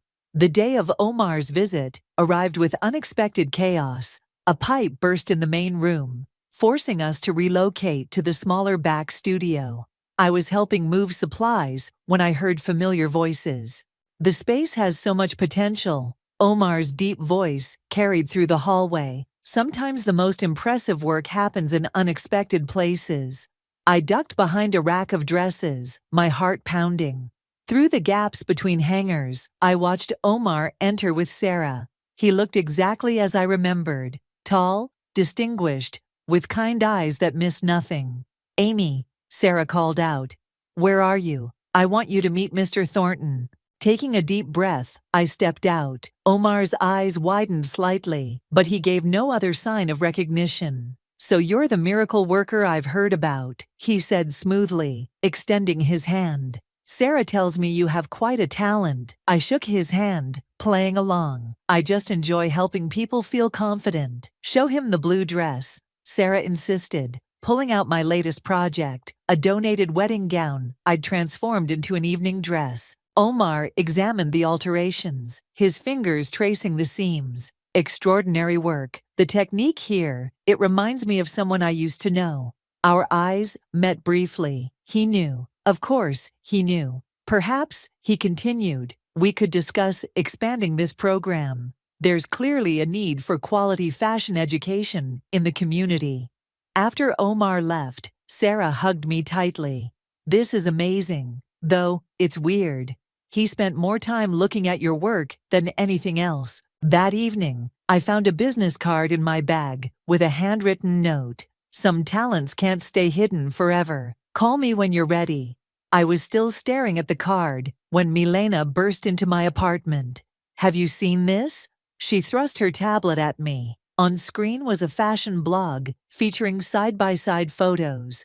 One of my recent community center alterations next to one of my original designs from 5 years ago. The headline read, Mystery Seamstress or Hidden Legend. The striking similarities that have fashion insiders talking. It's starting, Milena said. People are noticing. Omar's visit wasn't a coincidence. I'm not ready, I whispered. Look at this. She pulled up another article. Eloise just fired her 3rd design team this year. The fall collection is a disaster. She's losing control. My phone buzzed with a text from an unknown number. Your sister's weakness was always creation. She could sell ice to Eskimos, but she couldn't design her way out of a paper bag. Oh. I sank onto my couch, remembering all the late nights I'd spent teaching Eloise about fabric and form. Watching her eyes glaze over with boredom. She'd wanted the glamour, not the craft. The universe has a funny way of balancing things, Milena said softly. You disappeared to hide, but your talent kept showing through. Meanwhile, Eloise's true nature is finally showing through her perfect facade. I picked up my sketchbook, flipping through recent designs. They were different from my old work, simpler, more accessible, but somehow more powerful. Maybe, I said slowly, it's time to stop hiding. Milena grinned. Finally, so what's the plan? I pulled out Omar's card. First, we make a call. Then, we remind the world what real design looks like. As I dialed Omar's number, I caught my reflection in the window. For the first time in months, I recognized the woman staring back at me. She wasn't broken anymore. She was ready. Omar's office hadn't changed, still minimalist, with a single massive window overlooking Manhattan. I sat across from him, feeling oddly calm, as he reviewed my new sketches. These are different, he said finally, more accessible. But the signature is unmistakable. That's the point, I replied. Luxury doesn't have to mean exclusivity. He leaned back, studying me. You know, I tried to contact you after the takeover. Your friend Milena told me to give you space. I needed it. I gestured to the sketches. I needed to remember who I was without the brand. And now I want to create again. But differently. No more hiding behind a luxury label. Omar smiled, pulling out a folder. I was hoping you'd say that. I've been watching the market. Your sister's recent mishaps have created an opening. He spread photos across his desk. My community center alterations, side by side with my old designs. These have been circulating in fashion circles. People are talking. They miss your vision. I don't want to fight Eloise, I said firmly. No? He raised an eyebrow. Then what do you want? Before I could answer, his office door burst open. A young man with a messenger bag rushed in, then stopped short when he saw me. Mr. Thornton, I'm so sorry, he stammered. Your assistant said you were free. Jalen. Omar sighed. Our meeting isn't for another hour. I recognized him from Fashion Week coverage. Jalen O'Connor, the ambitious young journalist known for uncovering industry secrets. Is that? Jalen's eyes widened. You're Amara Stevenson. No comment, I said automatically. Please, he stepped forward. I've been trying to find you for months. The real story behind your departure needs to be told. Omar held up a hand. Jalen, this isn't the time. But the public deserves to know how Eloise. Enough. I stood up. The past is past. Is it? Jalen pulled out his phone. Your sister just announced emergency layoffs at your old company. 300 workers, most from the production department. People who've been there since you started. My stomach dropped. Those were my people. The seamstresses, pattern makers, quality control specialists I'd personally hired. She's destroying everything you built, Jalen continued. Not just the brand, but the lives of everyone who helped create it. Omar shot him a warning look, but I held up my hand. No, he's right. I've been so focused on avoiding confrontation that I forgot about the people who believed in my vision. I turned to Omar. You said there's an opening in the market. What exactly did you have in mind? He smiled, pulling out another folder. How do you feel about launching a new line? Not high-end luxury, but quality fashion for real people. We'll start small, focus on sustainable production, fair wages. With your name attached, Jalen asked eagerly. No, I said firmly, not yet. Let the designs speak for themselves first. Omar nodded. I can have contracts drawn up by tomorrow. Initial funding, production facilities, distribution channels, everything you need. On one condition, I added. We hire as many of Eloise's laid-off workers as we can. Done. Omar extended his hand. Welcome back to the industry. As we shook hands, Jalen cleared his throat. So, about that exclusive interview? Not yet, I said, but smiled. But stay close. There might be a story worth telling soon. Later that evening, I sat with Milena in my tiny apartment, sharing the news over takeout. Look at this, she said, showing me her phone. A new video of Eloise had surfaced, showing her berating a design team. The mighty queen is cracking. I don't want revenge, I said quietly. I want to build something better. Why not both? Milena grinned. The best revenge is success, right? My phone buzzed with a text from Omar. Production space secured. Team interviews start tomorrow. Ready to change the game? I looked at my sketches spread across the coffee table. Designs that combined high-end techniques with practical accessibility. Clothes that could make anyone feel powerful, not just those who could afford four-figure price tags. You know, Milena said, Eloise's fall fashion show is in 6 weeks. Wouldn't it be something if a mysterious new collection launched around the same time? That would be quite a coincidence, I smiled, already sketching new ideas. Coincidences make the best headlines, she winked. My phone buzzed again, Jalen this time. Sources say Eloise is panic hiring her 4th design team this year. The vultures are circling. When you're ready to talk, I'm ready to listen. I set my phone aside and picked up my sketchbook. 6 weeks to build something new, something true. 6 weeks to remind the world what real fashion could be. Time to get to work, I said, and began to draw. The fashion show venue buzzed with anticipation. From my position backstage, I watched the monitors as Eloise strutted down the runway, performing her usual pre-show interview. Of course I'm not worried about the new mystery designer everyone's talking about, she laughed. But her smile didn't reach her eyes. Copycats come and go. We set the trends. Maria, my former head seamstress, who joined my new team, squeezed my arm. She's scared. Look at her hands. She keeps fidgeting with her bracelet. Focus on our show, I reminded her.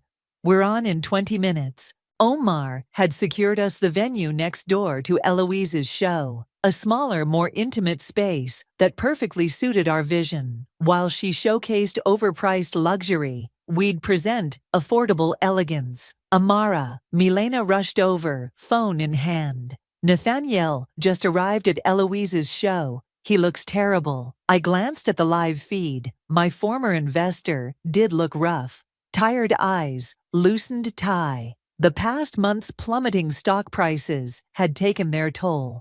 5 minutes, called the stage manager. First looks ready. I checked our first model, a former secretary wearing a navy blazer dress that could transition from office to evening. Real clothes for real women. We'd selected models of all ages and sizes, many of them clients from the community center. Ms. Amy, Sarah from the center appeared, looking nervous in her new role as show coordinator. There's a reporter asking questions about you, says his name is Jalen. Tell him, I started, but stopped as commotion erupted from the monitors. On screen, Eloise's show was derailing. A model had tripped, revealing poorly finished seams as her dress ripped. Another model's zipper had completely failed. Amateur mistakes, Maria muttered. This is what happens when you fire your entire quality control team. The audience at Eloise's show began to whisper and point.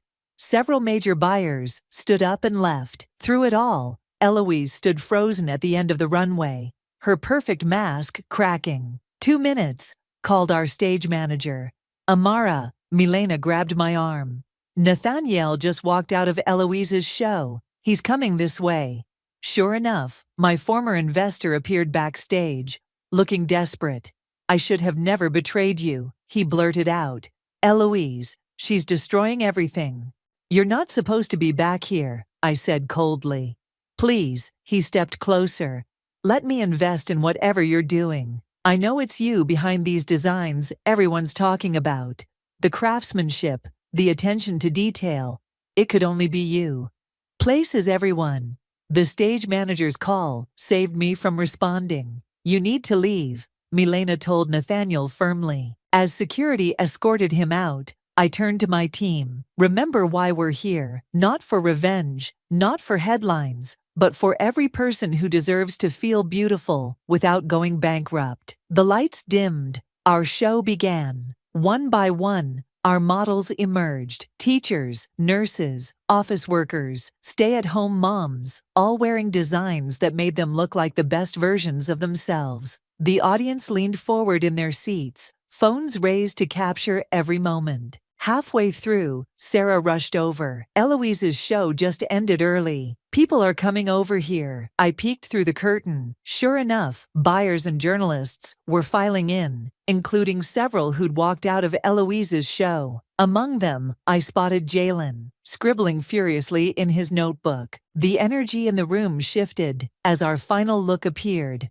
A simple black dress that could be styled 10 different ways, modeled by the same woman Eloise had mocked in the viral video. We'd found her through the community center, learned her name was Regina, and offered her both a job and a chance to make a statement. The audience erupted in applause. Through the monitor, I caught a glimpse of Eloise standing at the back of the room, her face pale. Time for the designer's bow, the stage manager whispered. I shook my head. Not yet. Let the clothes speak for themselves. As the applause continued, Jalen's voice carried over the crowd. Sources confirm these designs are by Amara Stevenson. The original founder has returned. Murmurs rippled through the audience. Phones flashed. Near the exit, Eloise turned and fled. What now? Milena asked as we watched the chaos unfold. Before I could answer, Omar appeared. Now we watch the orders pour in. Major retailers are already calling. They want these clothes in their stores immediately. My phone buzzed with a text from an unknown number. You won. Happy now, sis? I deleted it without responding. This wasn't about winning or losing anymore. It was about building something real, something that mattered. Orders can wait, I told Omar. First, we celebrate with the people who made this possible. I gathered my team, the seamstresses, pattern makers, and workers who'd believed in this vision. Together, we'd created something bigger than revenge. We'd created hope. And somewhere in the back of the venue, I heard Jalen's voice. The real story isn't about a fashion comeback. It's about karma, justice, and the power of staying true to your vision. The morning after our show, I arrived at our new office space to find it already buzzing with activity. Maria was directing the setup of our workstations, while Omar handled a stream of calls from retailers. There you are, Milena rushed over, tablet in hand. You need to see this. She pulled up a fashion blog's homepage. The headline screamed, Fashion's prodigal daughter returns. Amara's new line steals the show while Stevenson brand implodes. That's not all. She swiped to another article. Eloise has canceled all public appearances for the next week. Their stock dropped another 15% this morning. Focus on our work, I said, but Omar interrupted. Actually, you need to see this. He turned up the volume on the office TV, where Nathaniel was giving an interview. The truth is, he looked directly into the camera. We made a terrible mistake removing Amara from her own company. The recent quality issues, the PR disasters, the failed collections, it all stems from that decision.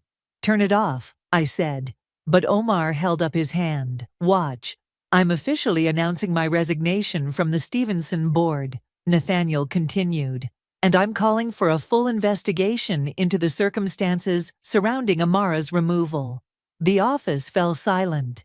"He's trying to save himself," Milena scoffed. My phone buzzed. "Jalen again. Need to meet. Have documents about the takeover. Things you should see." Before I could respond, Maria called out, "Someone's here to see you, Amara."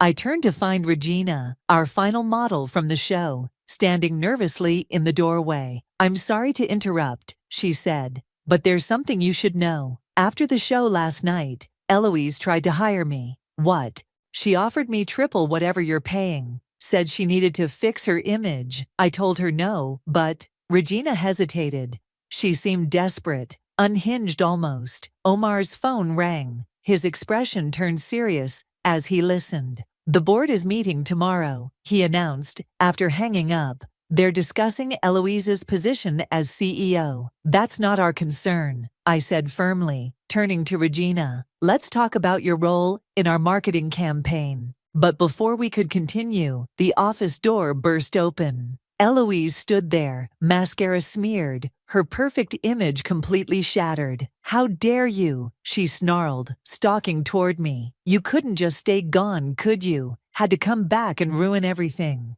Security moved to intercept her, but I held up my hand. "Let her speak." "Speak?" Eloise laughed hysterically. "Oh, now you want to hear what I have to say. Where was that attitude when you were controlling every aspect of my life, making me live in your shadow?" "You were never in my shadow," I said quietly. "You were my partner, my sister." "Partner?" She spat the word. "I was your puppet. The pretty face you trotted out when you needed publicity. But guess what? I proved I could run this company better than you." Omar cleared his throat. "The numbers suggest otherwise." "Stay out of this," Eloise whirled on him. "You're just another traitor, all of you are." She gestured wildly at Maria and the other former employees. "We left because you destroyed everything good about the company," Maria said firmly. Eloise turned back to me, tears streaming down her face. "Fix this. You have to fix this. Tell them you're coming back. We can run it together again." "No," I said softly. "I'm not coming back. I'm building something new, something better." "Then I'll destroy you," she whispered. "I'll tell everyone how you abandoned the company, how you—" "That's enough." Jalen stepped out from behind a partition, his phone recording everything. "I think I have all I need for my story." Eloise froze. "You set me up. You set yourself up," Milena interjected. "Everything you're facing now, it's all your own doing." Security finally stepped forward, gently but firmly, escorting my sister toward the door. She stopped at the threshold, looking back at me with red-rimmed eyes. "I hate you," she whispered, but her voice cracked on the last word. After she left, the office remained silent for a long moment. "Well," Omar said finally, "that should make tomorrow's board meeting interesting." "Are you really going to let Jalen publish that?" Milena asked. I looked at the journalist, who was reviewing the footage. "No names," I said. "No direct quotes. Focus on the business story, not the family drama." Jalen nodded slowly. "The rise and fall of an empire, and the birth of a new one. I can work with that." I turned to my team, who had witnessed everything. "Back to work. We have orders to fill, customers to serve, and a vision to fulfill." As everyone dispersed, Omar touched my arm. "You know this isn't over. The board meeting tomorrow. Let them handle their own mess," I said firmly. "We have better things to focus on." But as I walked to my office, I couldn't shake the image of my sister's tear-stained face. In trying to destroy me, she'd destroyed herself instead. Maybe that was the cruelest revenge of all. The Fashion Week finale was supposed to be Eloise's moment of redemption. Instead, as I stood in the wings of the main stage, I watched my sister's world collapse in real time. "The board has made its decision," Nathaniel announced to the packed auditorium. "Effective immediately, Eloise Stevenson is stepping down as CEO." Camera flashes exploded. Eloise, standing at the podium, gripped its edges until her knuckles turned white. "Don't do this," she whispered into the microphone, not realizing it was still live. "Please." Additionally, Nathaniel continued, "We're announcing a complete restructuring of the company's creative direction." Milena appeared at my side. "You should be out there." "No," I shook my head. "This isn't my moment." But fate had other plans. Eloise's eyes found me in the wings, and suddenly she was pointing, her voice rising hysterically. "There she is, the puppet master herself. Come on out, sister dear. Show everyone how you orchestrated my downfall." Security moved forward, but Eloise was already storming toward me. The cameras followed, live streaming every moment to the fashion world. "Eloise," I said quietly, "don't do this." "Don't do what?" She laughed, the sound brittle. "Tell the truth, how you couldn't stand seeing me succeed, how you sent your little spies to sabotage me." "You sabotaged yourself," Milena snapped, but I held up my hand. "No one sabotaged you, Eloise. You had everything. Talent, opportunity, support. But it wasn't enough, was it?" "Enough?" Her voice cracked. "I had nothing. Just a sister who controlled every aspect of my life, who made me feel small, who, I taught you everything I knew." The words burst out before I could stop them. "I showed you every technique, every trade secret. I wanted you to succeed." "Liar." But there were tears in her eyes now. "You wanted a pretty face to hide behind, someone to parade in front of cameras while you played puppet master." The audience was dead silent. Hundreds of phones recording our confrontation. "Is that what you really believe?" I stepped closer. "That I put you through modeling school, made you the face of our brand, gave you half my company because I wanted to control you?" "Why else?" she whispered. "Because you're my sister. Because after our parents died, I promised I'd give you every opportunity I could. Because I loved you." The past tense hung heavy in the air. "Loved."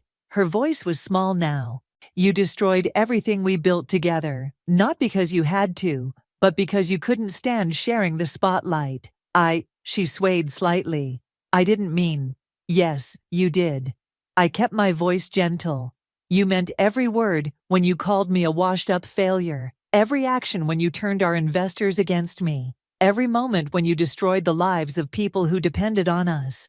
Tears were flowing freely down her face now. The mighty queen of fashion, reduced to a scared little girl. "I just wanted," she choked out, "to be seen." I finished. "I know, but you were always seen, Eloise. You just couldn't see it yourself." She crumpled then, right there on stage. I caught her before she hit the ground, and suddenly we were both crying. Years of pain and betrayal pouring out in front of hundreds of witnesses. "I'm sorry," she sobbed into my shoulder.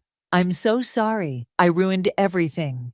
The cameras kept rolling as I held my sister, remembering the little girl who used to crawl into my bed during thunderstorms, who wore my designs before anyone else would look at them, who once believed I hung the moon. "Not everything," I said softly. "Some things can be rebuilt."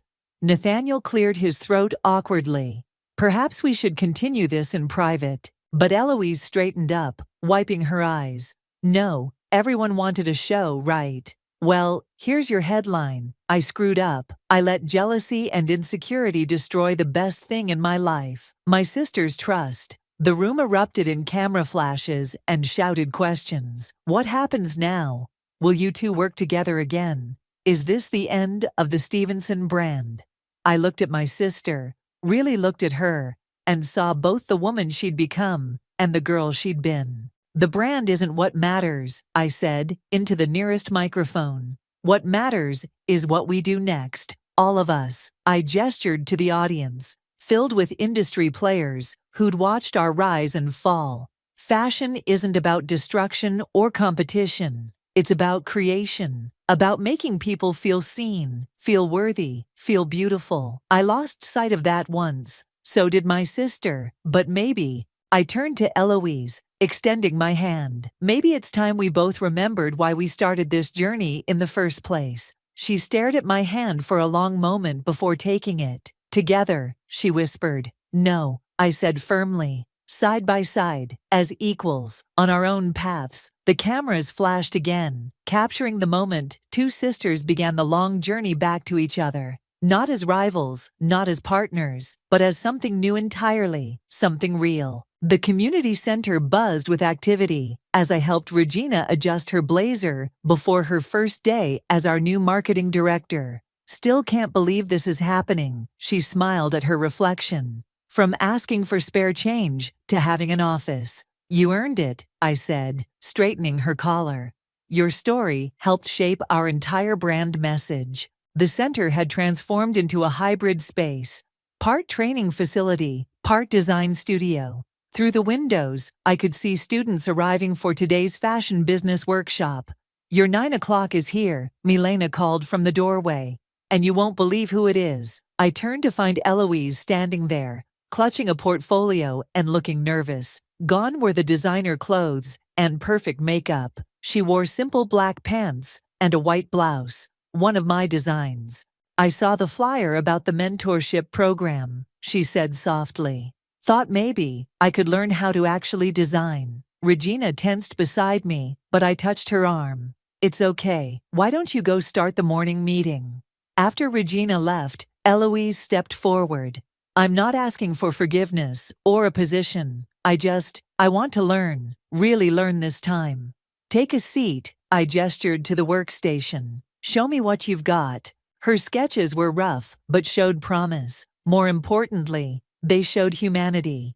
Designs for real people, not magazine covers.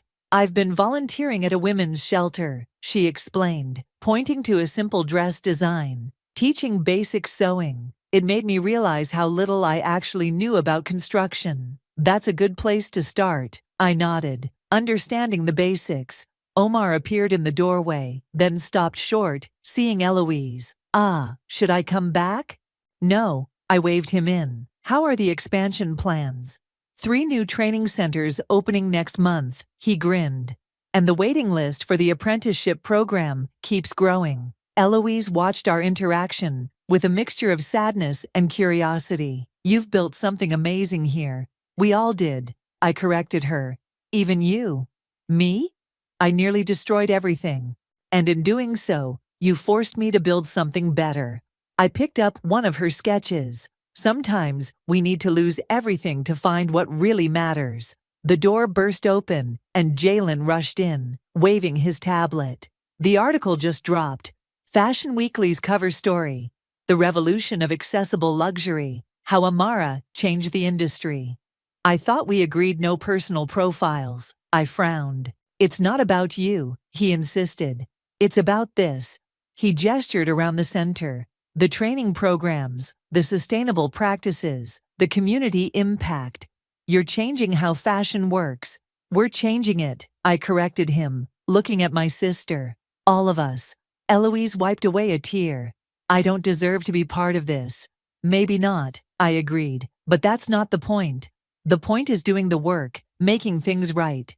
Are you ready to do that? She nodded, pulling out more sketches. I've been thinking about a line for the shelter residents, professional wear for job interviews, but with adjustable features so it can be shared between women.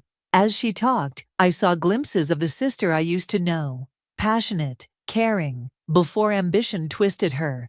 Maria poked her head in. Sorry to interrupt, but the first class is waiting. Coming, I stood, then turned to Eloise. Want to sit in, learn how we do things here? She looked surprised. Really? Really, but understand. You start at the beginning. No shortcuts. No shortcuts, she agreed, gathering her sketches. We walked into the classroom together, where 20 aspiring designers waited. Through the windows, I could see the city skyline. The same view I'd had from my old office, but somehow clearer now. Welcome to Design Fundamentals. I addressed the class. I'm Amara, and this is my sister Eloise. Today, we're going to talk about something more important than fashion. We're going to talk about purpose. As I spoke, I watched Eloise take a seat in the back row, pull out a notebook, and begin to take notes. Not as a CEO, not as a star, but as a student ready to learn. Milena slipped me a note. Karma's got a sense of humor, doesn't it? I smiled, thinking of my journey from luxury penthouses to community centers, from revenge to redemption. The fashion world had called it a comeback story, but they missed the point. This wasn't about coming back. It was about moving forward, about building something that mattered more than headlines or stock prices. Let's begin, I told the class, picking up a piece of chalk. Today, we're going to learn how to make something beautiful, not just expensive, something real, not just trendy, something that lasts. And in the back row, my sister, once my greatest enemy, now my most dedicated student, began to write.